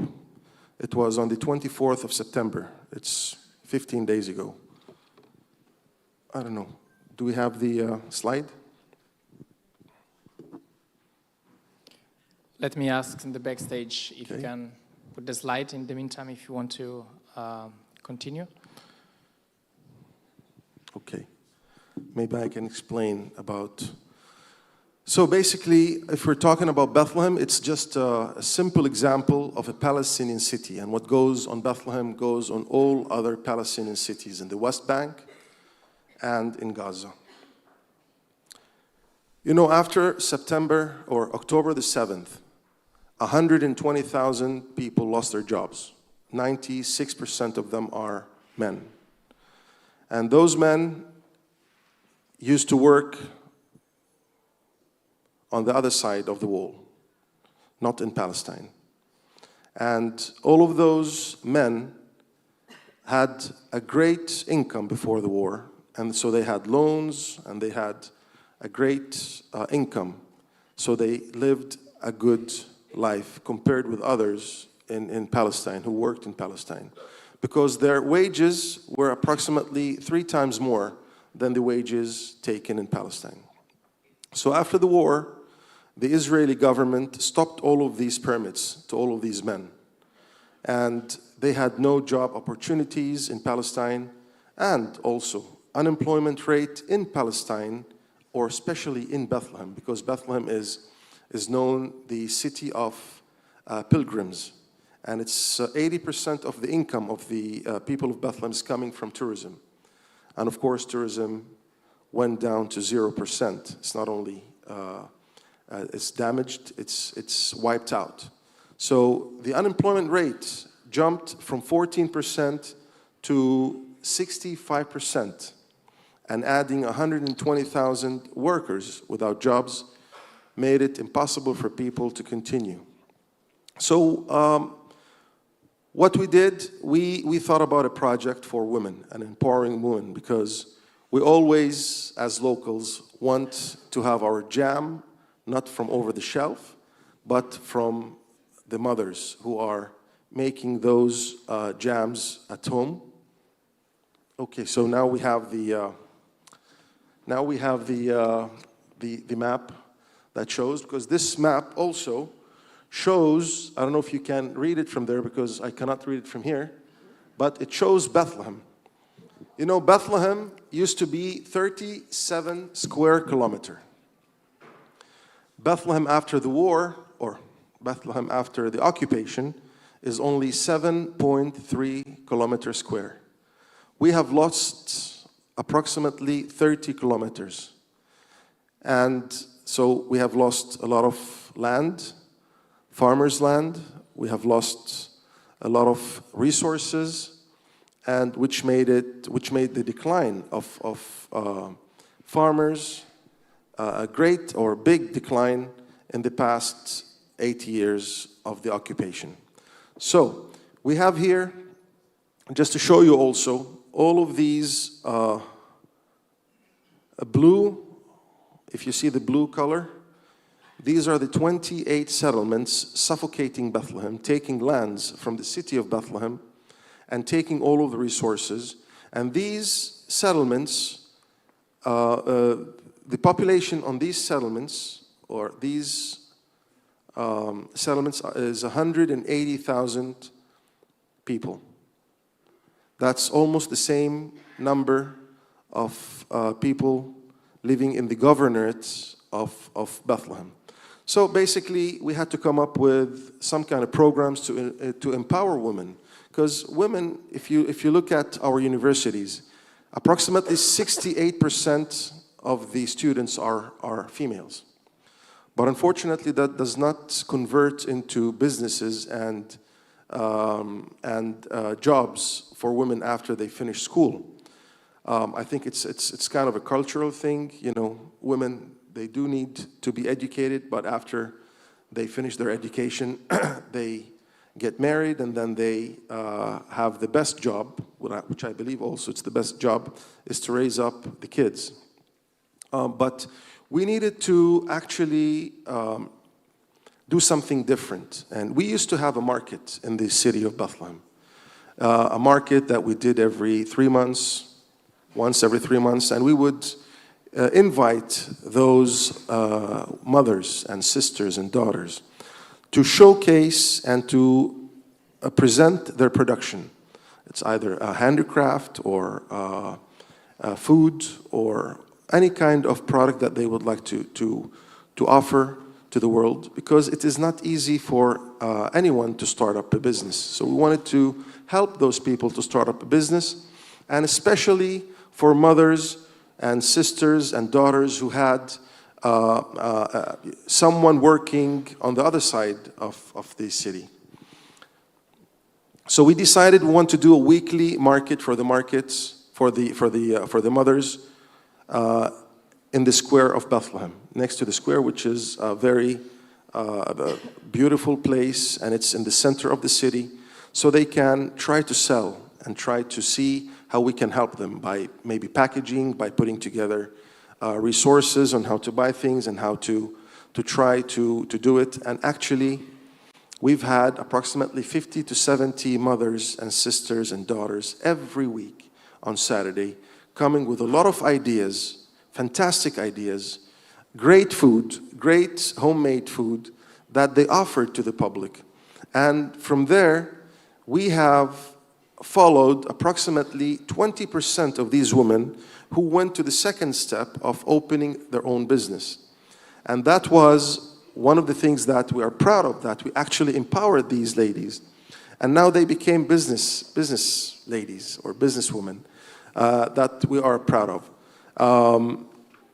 I think such initiatives are very important because people need help, and regardless, women or men. And in some countries in this world, I think women have less power, or they have less support from the local authorities and from the city hall and from maybe in the political arena. But we're trying to break that and to empower these amazing women who are doing great job and who have, some of them, reached the international market in selling their products and supporting the rest of the family. And we're so proud of them, definitely. And we are going to be continuing to do that. And one of the reasons we're here just to see other ways on how we can promote our beautiful small businesses of women, and to empower more women and to spread that word all over Palestine and not only in Bethlehem, because we believe that there is a great potential for women in Palestine, and we're trying to reach out and do our best in that arena. Thank you. Thank you. Thank you very much, Mayor Karnawati.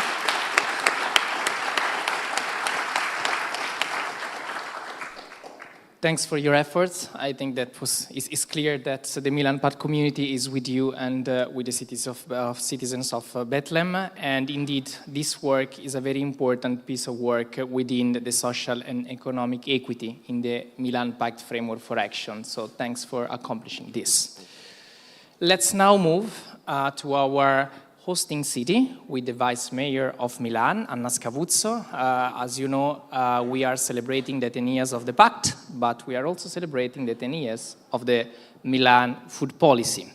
So could you briefly tell us what is the process that led to the launch of the food policy of Milan and how this has evolved in recent years? Thanks. Thank you. Thank you, Filippo, but also thanks to the mayors that introduced us in this new era of networking between cities, a deep cooperation, and a deep attitude to face together challenges of this complex world, letting no one behind.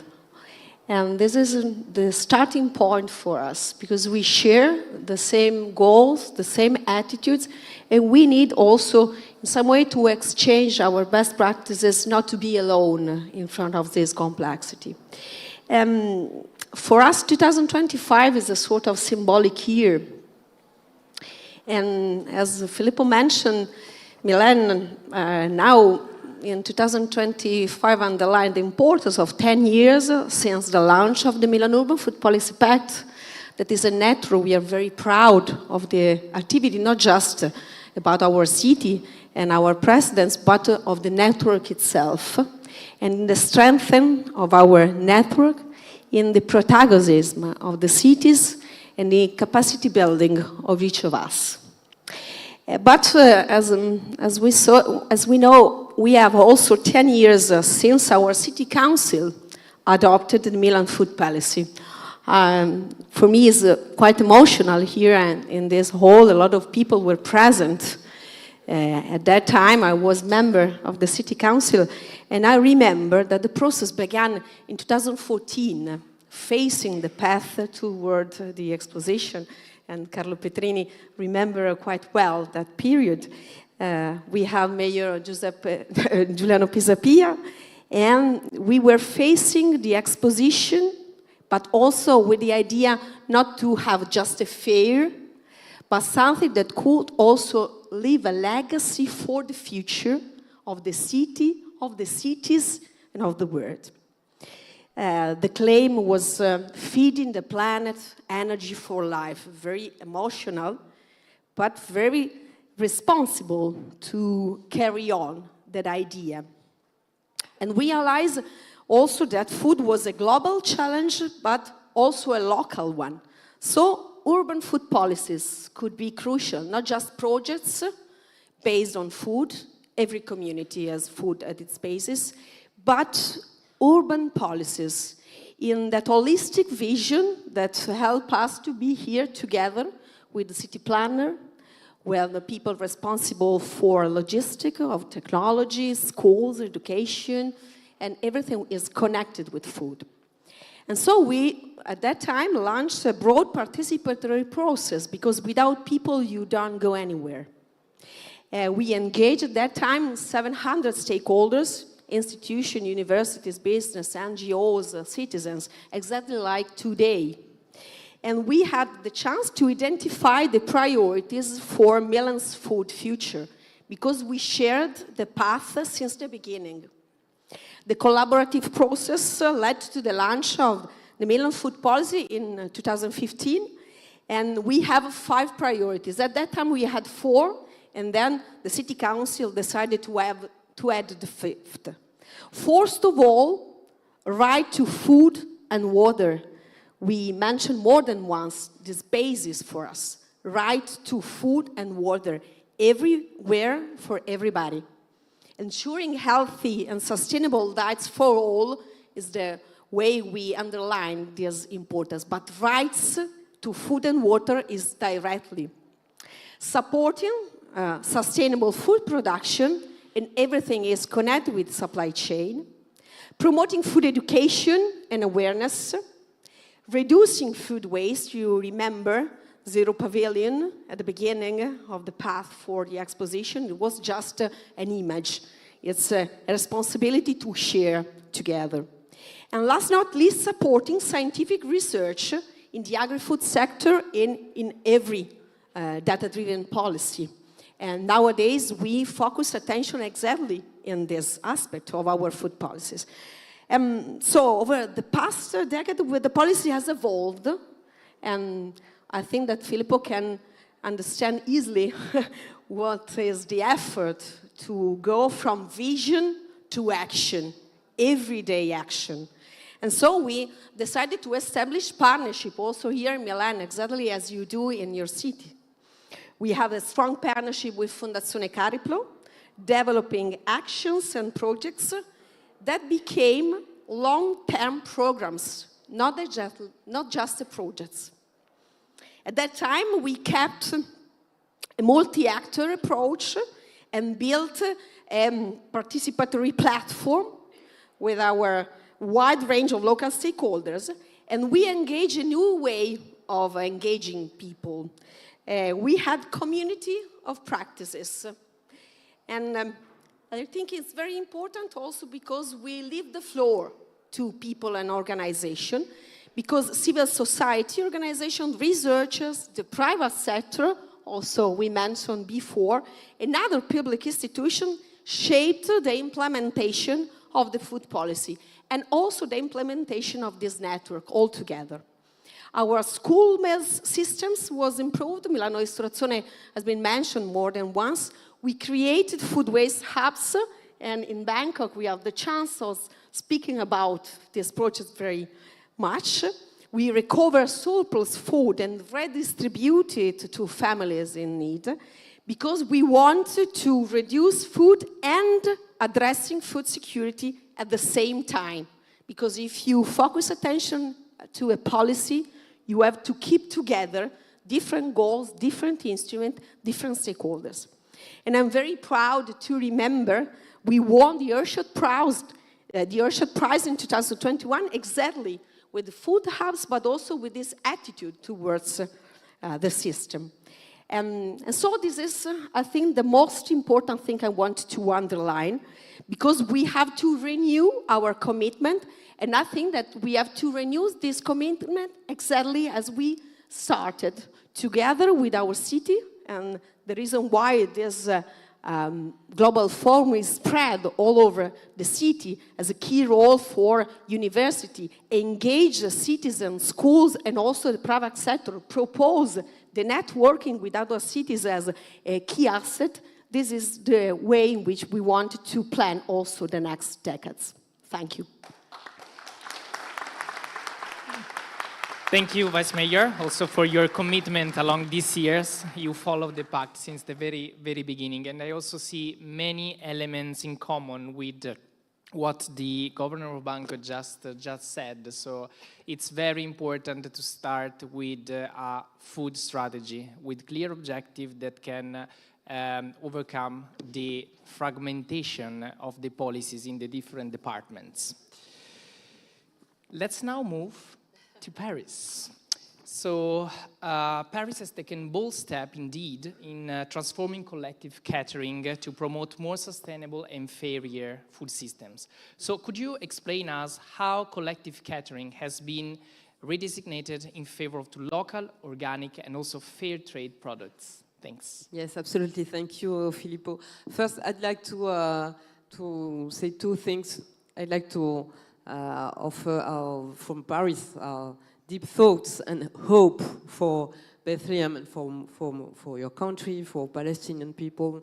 Yesterday was an incredible day of both joy and sorrow. Obviously, joy for the ex-hostages and their families, and relief for them, relief for the Palestinian people too, because hopefully war has ended. We hope, we have a great hope for that, and suffering maybe is starting to ending for Palestinian people.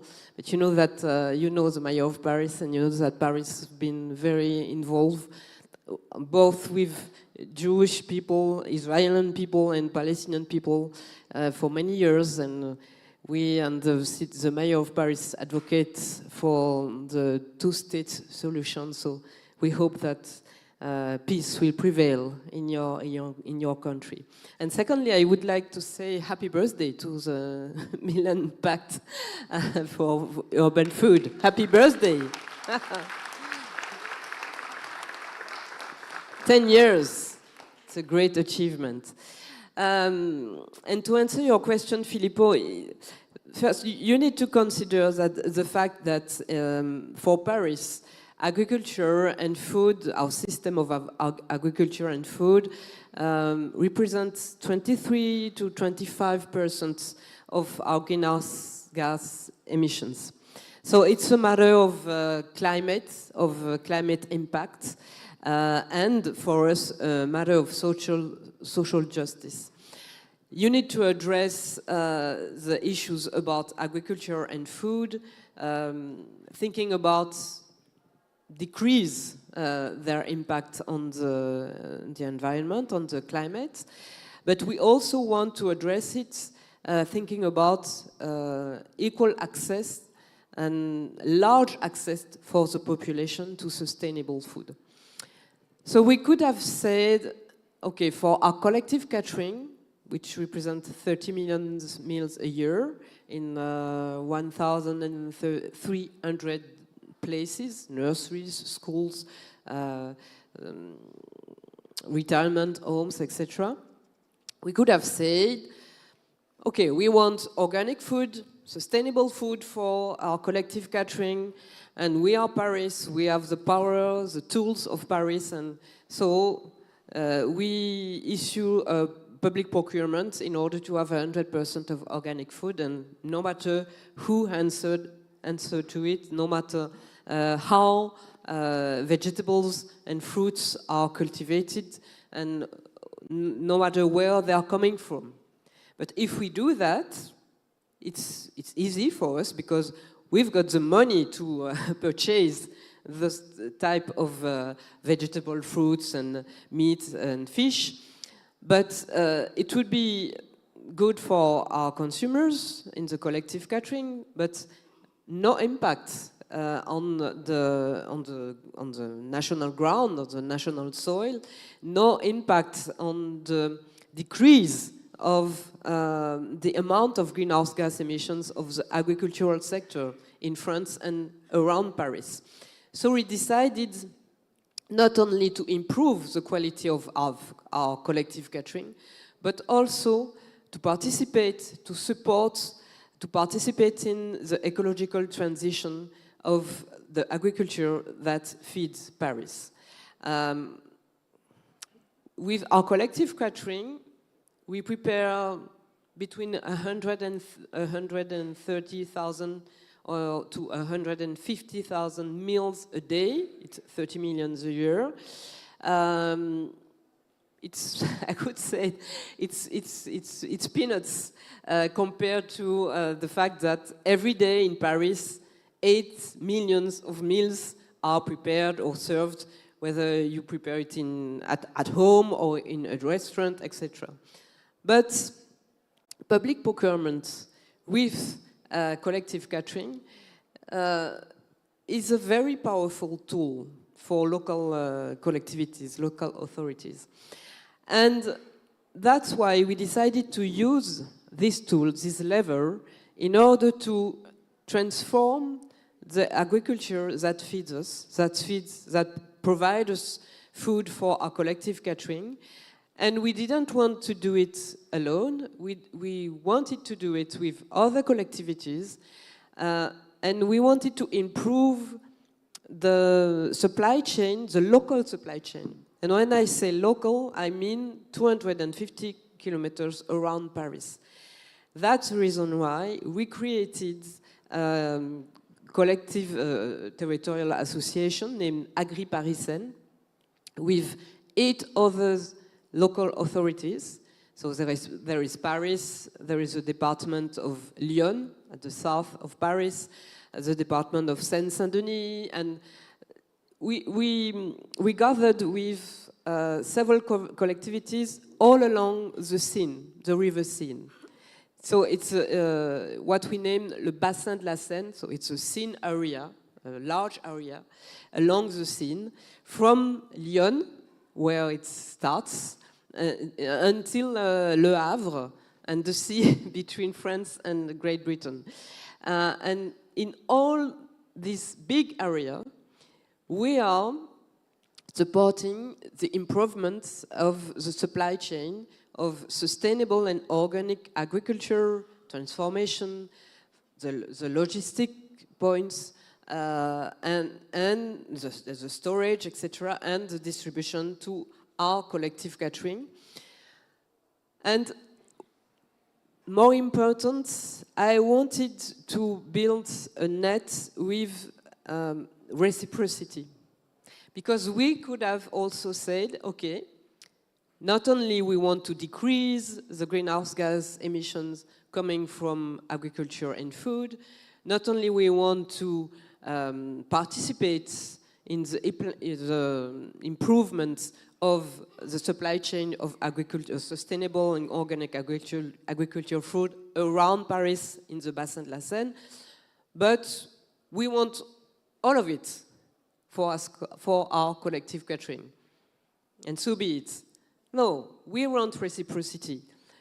We provide new opportunities for farmers, for organic farmers, for transformers, for logisticians. We provide with our public procurement new opportunities for them in order to improve our collective catering. But the fact that they invest in equipments, in trucks, trains, things, and to improve the supply chain, allows them to feed their own population, which wasn't possible before. I will take just one example, and I know that my time is over, but just one example. part of the members of Agri-Parisen, we have territories which are producers and others which are more consumers. And for the territories which are producers, like Le Havre and the community around the Le Havre, or Normandy, I don't know the English word for Normandy. The representatives of those areas, very often they say that before Agri-Parisen, they would produce a lot of food, a lot of vegetables and fruits, and they have cattle, very big cattle, they produce meat, good meat, sustainable meat. But they had to export it because they didn't have the structures of the supply chain in order to keep it on their territories. They had to export 98% of their productions. So only 2% of their production could stay on the territory and feed their collective catering, their domestic collective catering. But with Agri-Parisen and with the structure we are building for all the Bassin de la Seine, they are now able to provide good food to Paris and Saint-Denis, for example, but they're also able to provide good food to their own population. And this is a reciprocity, and this is very important because I spoke about the fact that Paris we serve 30 million meals a year, but on the scale of Agri-Parisen, it's 100 million of meals a year of collective caterings. It's not a lot in front of all the meals which are produced every day on the Bassin de la Seine, but it's enough to structure and to be a game changer in the supply chain of sustainable and organic food. Thank you very much, Audrey. So I think I have nothing to add. That is crystal clear how food procurement is a very, very powerful lever that cities can manage, and the difference that cities can make while seriously managing public procurement. So thank you so much. And we will keep discussing about this also in the next days in the parallel sessions. So now let's change again region, and we go to Quelimane with the mayor, Manuel de Araujo. We know each other since, I guess, the very beginning. You are a long-standing signatory of the Milan Pact, and we know that you have been working to improve access to healthy, diversified, and local food. How is the city ensuring that these efforts reach vulnerable communities while strengthening local production, resilience, and climate change? Well, thank you very much, Filippo, and also I want to thank the Milan commune and Anna specifically for her determination in pushing us to be together in this dialogue. Congratulations also for the Milan Urban Food Policy Pact. And I want to add my voice to the solidarity that was expressed here to our brothers and sisters in Palestine and also in Israel for pushing for peace. Well, the story I'm bringing to this forum is a story which many cities from the Global South may resonate with, from Brazil to South Africa, but also from Asia, from what I heard here. In 2011, the former mayor of Quelimane City, he was sacked on corruption charges. It's happened in many countries. And a group of clergymen and of young people approached me to run for the position of a mayor. And I was trying to understand why would I take that risk when my life was somehow comfortable.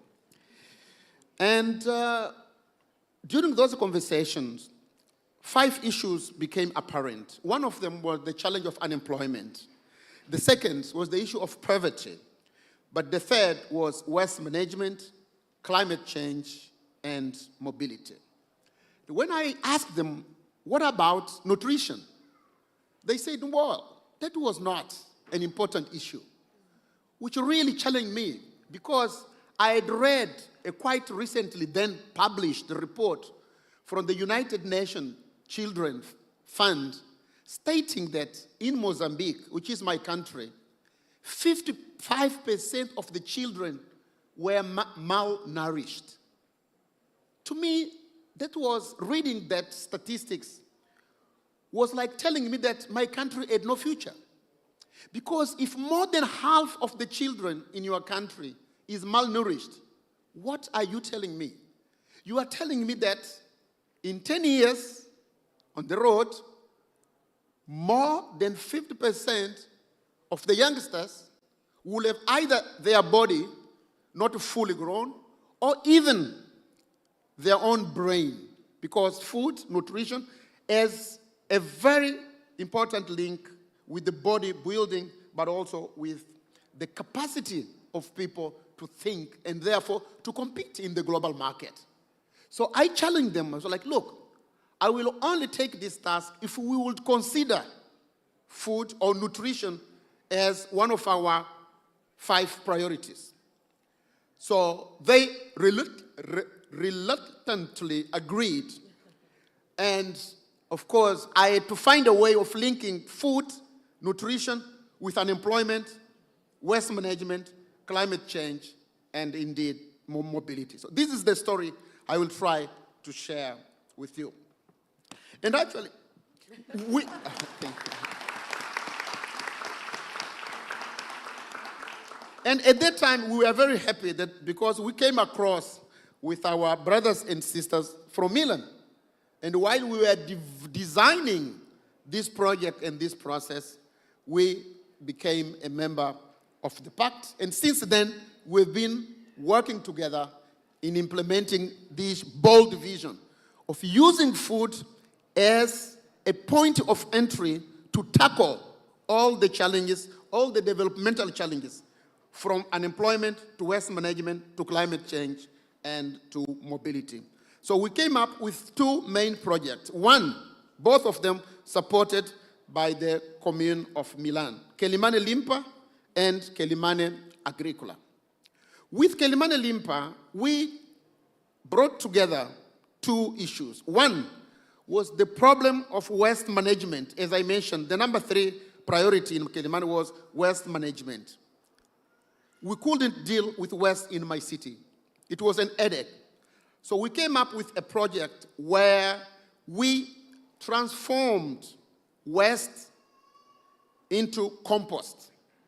And by transforming waste into compost, then we were able of using the compost and distributing the compost to the farmers in my city. And by teaching them on how to use the compost and on how to improve not only the amount of products, but also the quality by the use of compost, we were tackling the food issue and the issue of nutrition, because people were then having not only more produce from their farmers, but also better produce, which then had an impact with nutrition. But also, we took another step, which was to look at food waste. Because from the farmer's perspective, more than half of what they were producing on the farm were not reaching the market. So we taught them how to conserve their produce from the farmer level, but also during the transportation phase, from the farmer to the market. But also we introduced the third aspect, which was how to keep the produce while it was at the market. And we put a 4th pillar, which was to teach those, not only those who were selling the products, on how to keep their produce at the market level longer, but also those who were buying the products on how to mix what they were achieving or what they were buying to reach a better nutrition level.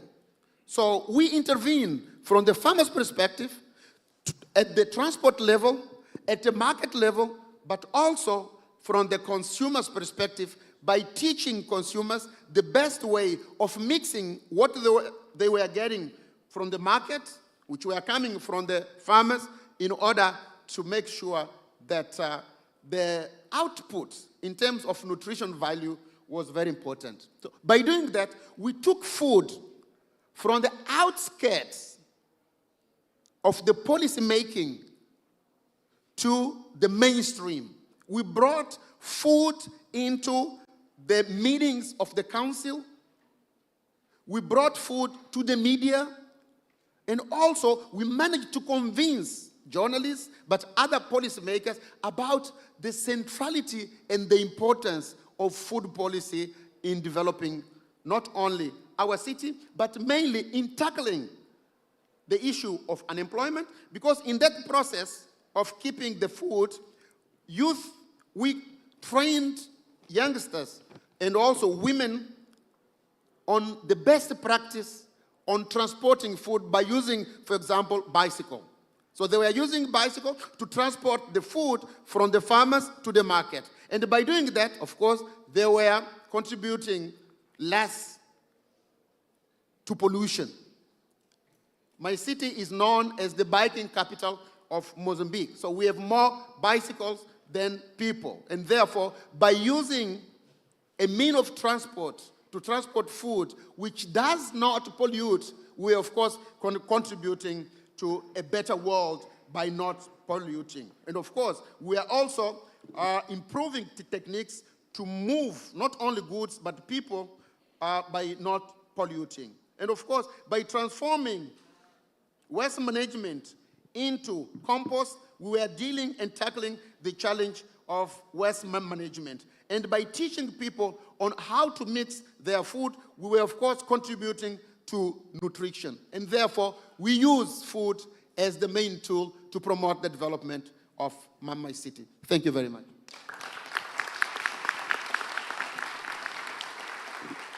Thank you. Thank you very much for your commitment and also for your passion, which is very, very evident.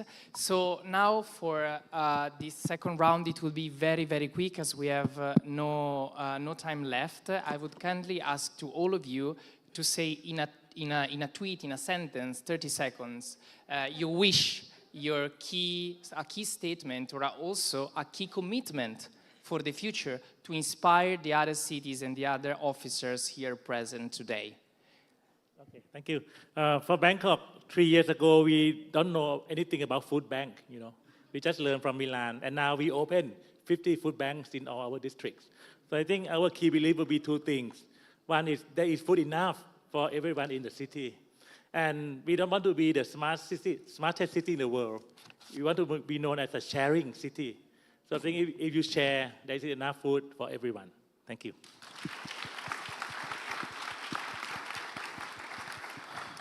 I think the previous session with the ambassador from South Africa, she talked about the right to food. And today, dear Anna also talked about the right to food and the right to water. And I think these rights we should all fight for. So no nation should be left without water and food. Thank you.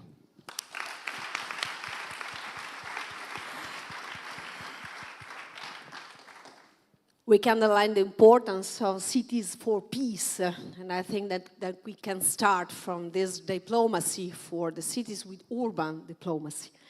And I would like to have something in common with all my colleagues to promote other meetings, to join together our efforts, maybe also in your country as soon as possible. And in the next session, we had also the chance to host some mayors from Ukraine, from other cities all over the world that are in war. And I think that this effort will be shared from the entire network. So thank you very much for the efforts of the mayors that will come here in the next days. And just focusing attention on Milan, I would like to underline another legacy we have here. We have spoken about Milan Urban Food Policy Pact, one of the most important legacy of the exposition of Mind. Marina Brambilla, the Rector, has underlined the importance of this site for university and research. But I would like also to give the chance, this moment to launch our new food district, because we in Milan is very happy also to focus attention on a site that will be the symbol of how food, logistics, social policy, education can join together. And so, where Milano Ristorazioni and Foodie Sogemi will have the chance to build up a new wholesale market together with the new site for school meals, I think that could be another chance to keep together all the stakeholders and the shareholders we have. So better water system, better waste management, better food for all, but also the logistics and the infrastructure at the service of the cities. And I think that could be very interesting also for the future of our city.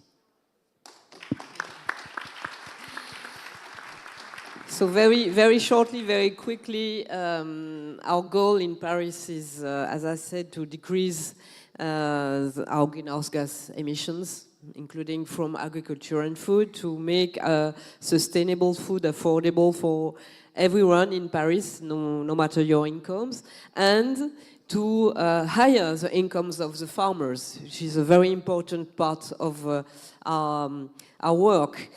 Well, there are elections in next March, so we also need that Parisian vote for us in order to continue to go on with those politics. But I think what I learned, because I wasn't in politics, I'm not in politics for a long time. I was a journalist, and then I was an activist for climate, and then I raced with Anne Hidalgo in 2020, so I've been in politics only for 5 years. But I learned that you can do a lot at any level of political responsibilities. All of us can do a lot with public procurement, with implications, with commitments, and with a political will. This political will, it's very important. And at a world scale, not far from 1 billion of people are suffering because of malnutrition. But there is plenty enough food all around the world to nourish, to feed every human being on the planet Earth. So, including at this level, it's a question of political will. So let's not forget the fact that we have a lot of tools in our hands.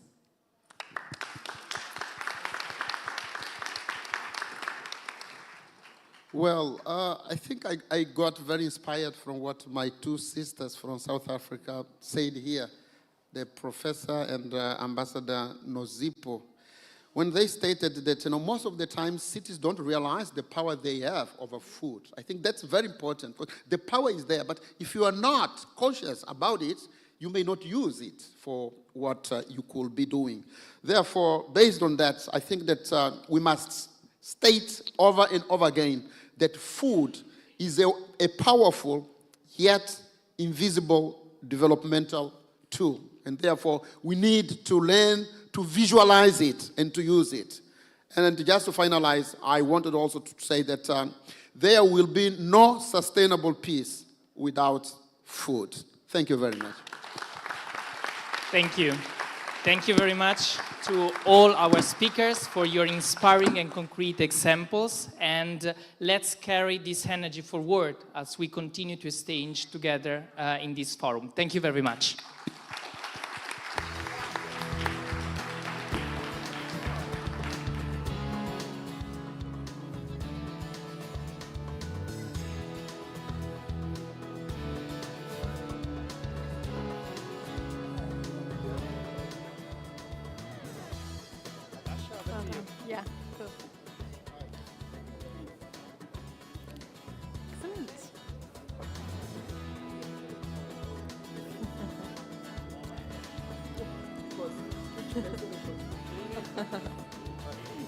Excellent. Thank you very much to all of our speakers and the panel there for sharing their inspiring stories and for this enlightening exchange. And we're now moving towards the end of this opening plenary session, but before we move to there, we would like to welcome back one familiar face, which is Milan's Vice Mayor, Anna Scavuzzo, who you've just heard from. But I would also like to welcome a new face to this event, but one that I'm sure is very familiar to many of you. And that is, of course, activist, author, and founder of the slow food movement, Carlo Petrini, who will be our second keynote speaker of today. Now, Carlo, welcome. Yes. Carlo has been a driving force of the work with the Pact also since day one, contributed to in many ways, not least of which the closing ceremony. Would you like to take a seat, Carlo? Yes. I understand you did the closing ceremony in Rio de Janeiro and left quite the impression. I'm sure it will be the same today. Carlo will speak in Italian, so just to say if you need a headset, and I pass you the floor, and I'll turn myself off. Thank you.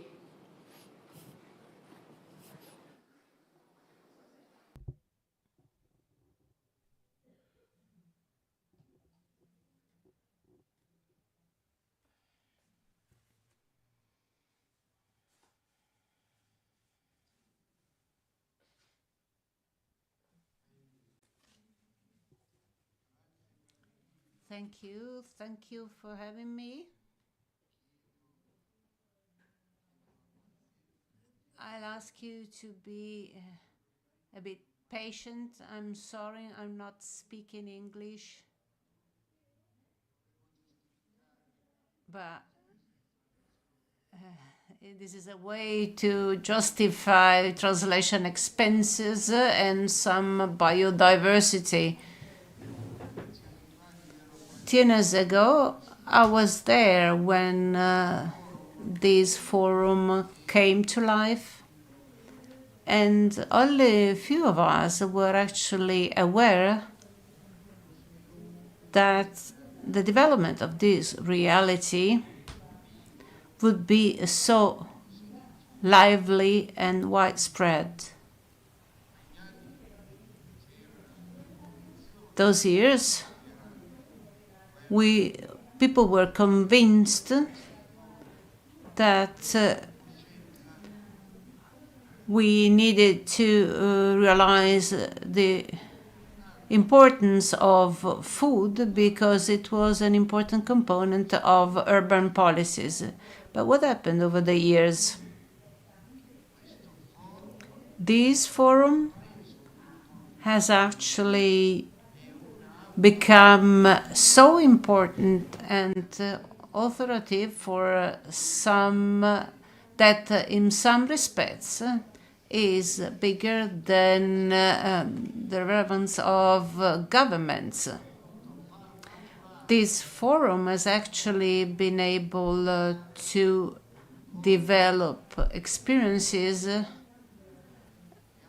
exchanges, sharing of initiatives and knowledge, and generate a flow of positivity in our territories that no government policy has been able to realize.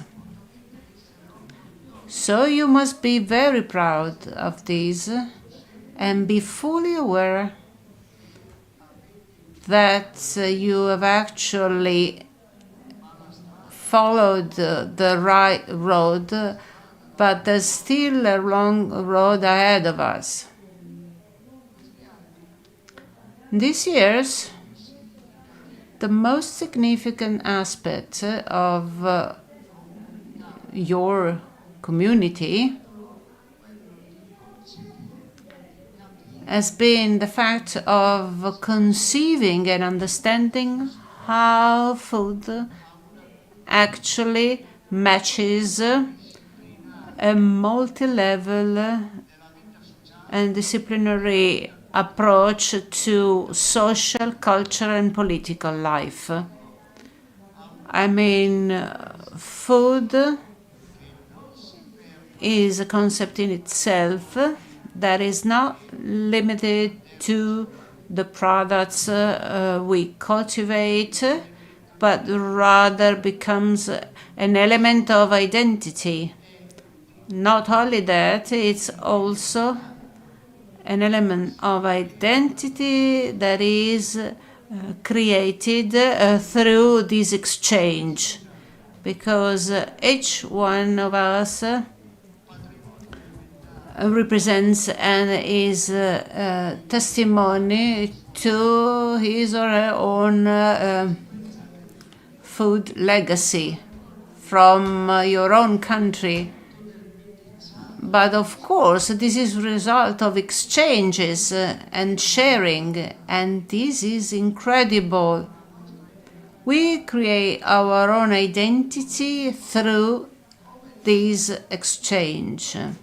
It's like language, and this forum has realized that, and this is actually clear and visible. You can feel it in the declarations, in the words of the mayors in the panel. You can feel it that you all are enriched by this community experience.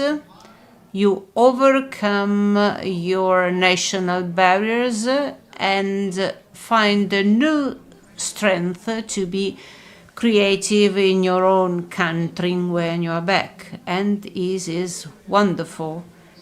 And you have really been able to realize it with a very special example, the example of school meals.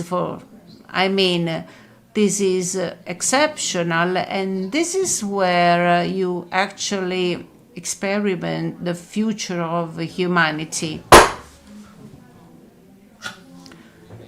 You touched on a very decisive point, and not only there.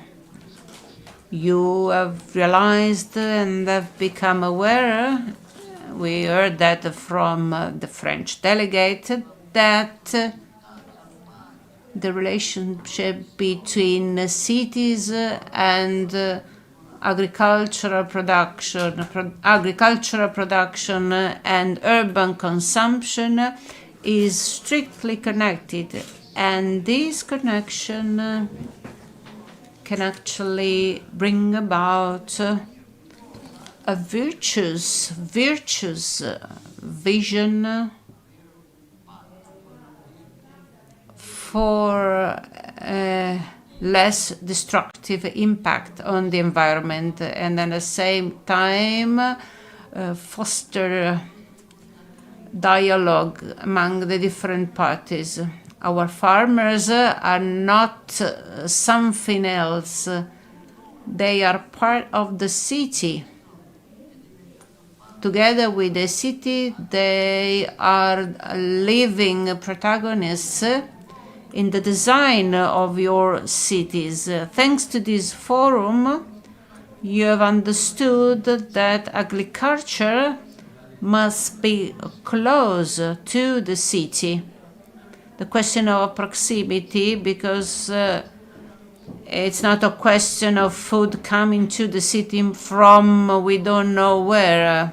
It is important to have youngsters go back to the agricultural world together with the large metropolis. And this is something that the forum has achieved. Also, you have realized the importance of diversity, of biodiversity. And I think that after 10 years, you can actually think about it and see how this project of yours has actually been fruitful and continues to bear fruit of a vision of the world that international politics, unfortunately, is not entirely identifying. So, as I said, these are the goals we have reached. but I would like to suggest to you to give my contribution by saying that if today's meeting, today's forum has three messages, three key challenges for the future of food, well, these are the following. First of all, we must protect thousands and thousands of food products, sea products, agricultural products, transformed products, food products that have their own history and could be destroyed by the homologation of industrial supply. In 100 years, humanity has lost 70% of this diversity. So we have a task, and that is stopping this disaster. We have to receive this legacy, the legacy of these products that are part of our life, protect them vis-a-vis a food industry that homologates production. So these products should represent the new economy. These products are not a symbol of nostalgia, but rather they are the most innovative thing we can have today. Defending local products is the most innovative and modern thing we can conceive today. This distinction, this fight between innovation and tradition is meaningless. Tradition and innovation are not one against the other. Tradition and innovation have a strict relationship, dialogic relationship. That's why, more often than not, the best innovation we can have is a successful tradition, and the successful tradition that you can support defending these products from the elderly, the products of our farmers that are threatened by this massive industrial production. Well, that's an extraordinary innovation process, and this is where the new economy actually starts from.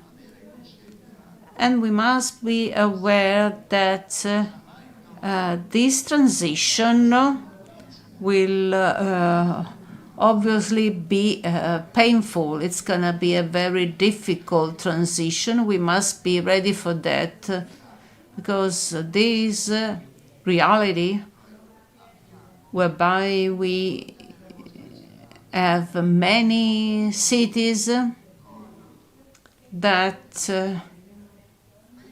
bring together well-nourished people with malnourished people. And so this kind of situation arises.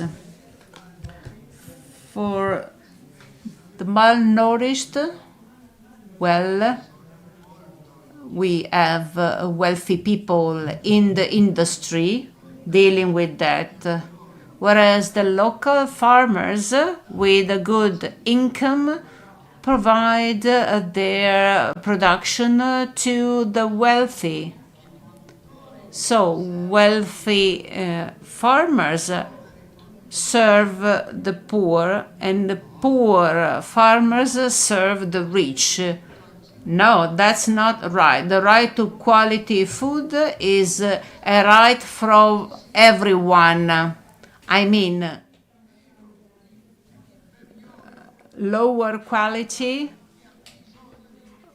for those in need to eat, well, that's not right. it should not exist, and that's the huge challenge that you have to face. And be careful, that's the most difficult challenge, the most difficult one. Take on this challenge. Be aware that this transition will take time. And you are in charge of reducing these distinctions and safeguarding the DNA of these local realities before it disappears. Because once this legacy disappears, once that 70% becomes 100%, there's nothing to do, no forum can save us. So the first goal is safeguarding our heritage. The second goal can be summed up in just one sentence. In the next few years, the relationship between food and health will be incredibly powerful. Everywhere in the world, populations will ask you to be sure that food is also a medicine. I mean, 400 years before Christ, the idea was there. Food is the first medicine. If you're not aware of that, we cannot understand so many illnesses or epidemics. That's why this is really decisive. Food and health go hand in hand. At one time in history, the two have diverged.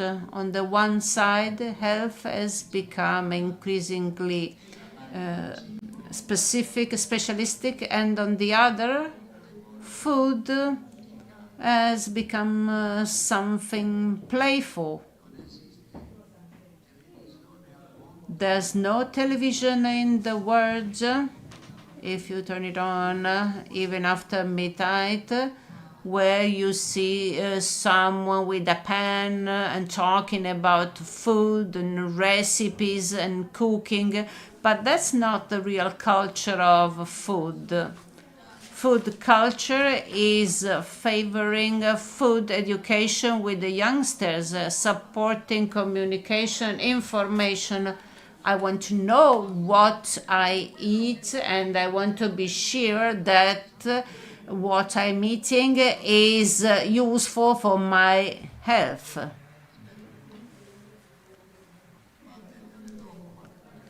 Wait at the end. So you might tell me, well, food and health, that's a typical government goal, and yet I must tell you that once again you'll have to realize that this is the biggest challenge for you for the years ahead. Your citizens asking you if the food is safe for their health. And you must be aware that local production in some cases is good, in others should be limited. So you have to understand that food is not a commodity, food is life. And if food is life, life must be healthy. Life that gives pleasure, also pleasure. So I'm not denying the importance of pleasure. And as an aside, I can tell you that in my life, I've become friend with a Pope. I'm an agnostic, and yet I met Pope Francis and we became friends. And one day, talking about pleasure, I told him, well, the Catholics do have some problems about the question of pleasure. Well, and the answer was no. If so, we were wrong, because pleasure is like spirituality. It's not a question of, it must not be empty or vulgar. It must be right, because it's everyone's right. And then he added, Pope Francis added, that he was thankful to the Lord for for attaching pleasure to the only two functions that guarantee humanity to continue, i.e., eating and making love. Anyone has pleasure while working? Well, of course, that's something sick. Eating and making love. So let's use moderate pleasure to overcome the obstacles. Let's use the moderate pleasure of food, you local politicians, to strengthen the empathy with people. No one has ever changed the world with sadness. Only joy can change the world. Food must be joy, and our health also needs this dimension. Food and health is going to be an essential frontier that you'll have to face. And why is it so? Because you have hospitals in your cities, and this is where you have to check if food is healthy or not. Check what they serve in your hospitals, if they buy food from the local producers, if the different diseases react to different kinds of products. This is the strong point. Otherwise, we are the victims of a commodity-centered logic. But food is not a commodity. Third and last element, it has already been said, but I want to strengthen this even more. Food must be a tool of peace. It really must be a tool of peace. And you, who in your big cities have seen the growth of different realities of cuisines, you understand the difference between the various communities. You need to be aware that as soon as a new community comes into the city bringing a certain type of food, this community will generate the change also of the history of your food. So it is a relationship of being together, of exchanging, of peace. It is a crime to have seen for 2 years the death of these children used as an element of war.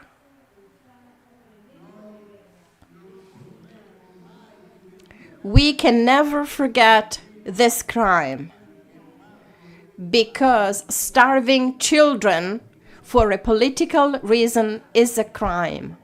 And that's it. In any part of the world. In any part of the world. We have the obligation, and we need to be fathers and brothers and mothers to understand that those children must be protected. So a food policy without protecting these children is useless. Because food policy, innovative policy, should not be conceived as something to support any economy. Food policy is life and supports the lives of our communities, and therefore it is peace, politics, and policy. Only that. Believe me, you must comply with this duty, because if you wait for international politics, well, then it's going to take too long. And believe me, if you are able to realize and implement this concept and this strong relationship between food and peace, there is no Nobel Prize compensating you. So let's forget about all Nobel Prizes. You have the most important prize in front of you. You can be the authors of your relationship with your people. You can have a relationship. This is the greatest prize. You don't work for peace for the Nobel Prize. You work for peace irrespective of anything. So we must be for peace. Last matter, and then I will leave. And here, I don't know if you're going to clap your hands, I mean all of you. I recommend great solidarity between each other. There's not only an appointment, I mean every 2 years, to meet and exchange ideas. In certain times, some of you have the great need. Well, if this forum is something good, it's because if someone has a difficulty, you should agree and you should find a solution, because this is what can be done. I mean, this need, this requirement. Well, so Bethlehem going back to being a city for tourism, well, each of you and each of us, if they can, let's help the city. Let's help Bethlehem. The mayor was talking about 30, 40 hotels closed. 30, 40 hotels. So can't we take a hotel? Don't we have enough strength to say that a certain type of tourism should go there? So solidarity between you. I know that each of you has already many problems to economic and financial problems in the city. But a small part could be used to the benefit of your sister cities. That's the element which will ensure you to continue in the future to be people who can determine the change in politics, because politics needs you and needs this change.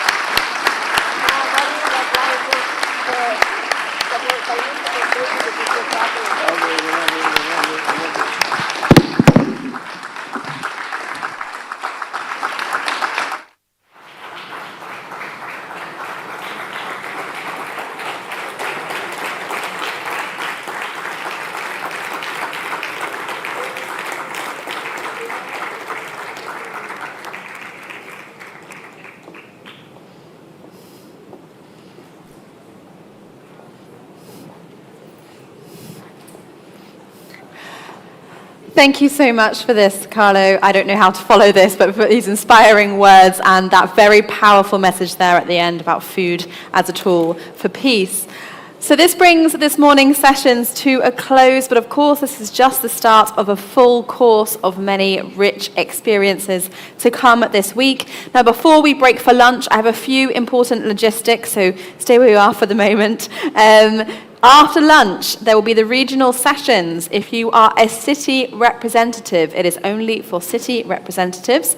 Here's the information that you need to know. You will meet at 2:10 in the courtyard, the big courtyard, not the one where you had coffee, the big courtyard.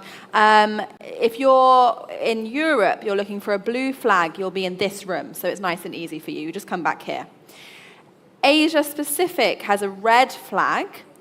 Africa has a yellow, and Eurasia has a purple. These are the colors that you will need to be following. What you need to do is go out into the courtyard on the left side. As you go outside, you'll see some organizers holding your flag. So if you're not sure where to go, you follow these flags. Northern and Central America is pink, while South America is green. You can see them all on the screen here, but I'm just going over this. And you would go out to the courtyard and turn right as you go outside to find your flags. If you are not a city representative, don't worry. There's still plenty of things you can get involved with. Other parallel events like an escape room. There's a guided tour and a market. And also a reminder to get your passport stamped before you leave this venue. You can get them stamped at the desk just outside.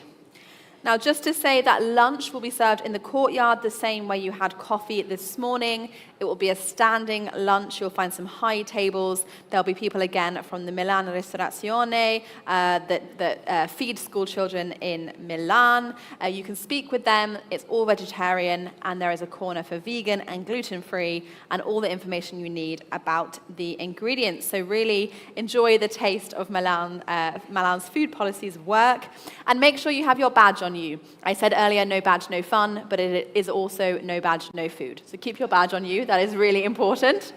For those of you that will be going to lunch, that the Mayor of Milan has invited you, the elected representatives, please meet in front of the Milan map outside. There's the big map, you'll see it. Some of the organizers will be there to guide you where you need to go. And a very, very last thing before we go, I know you all have rumbly tummies, but we're going to have a big group photo first. So please don't be shy. Come up onto the stage with me. Don't leave me here alone. And we're going to have a joint photo with everybody here in the room. So if we could do that first, that would be fantastic. And then you can break for lunch. So come join me up here. That's all from me. And I hope you have a fantastic rest of your day. Thank you very much.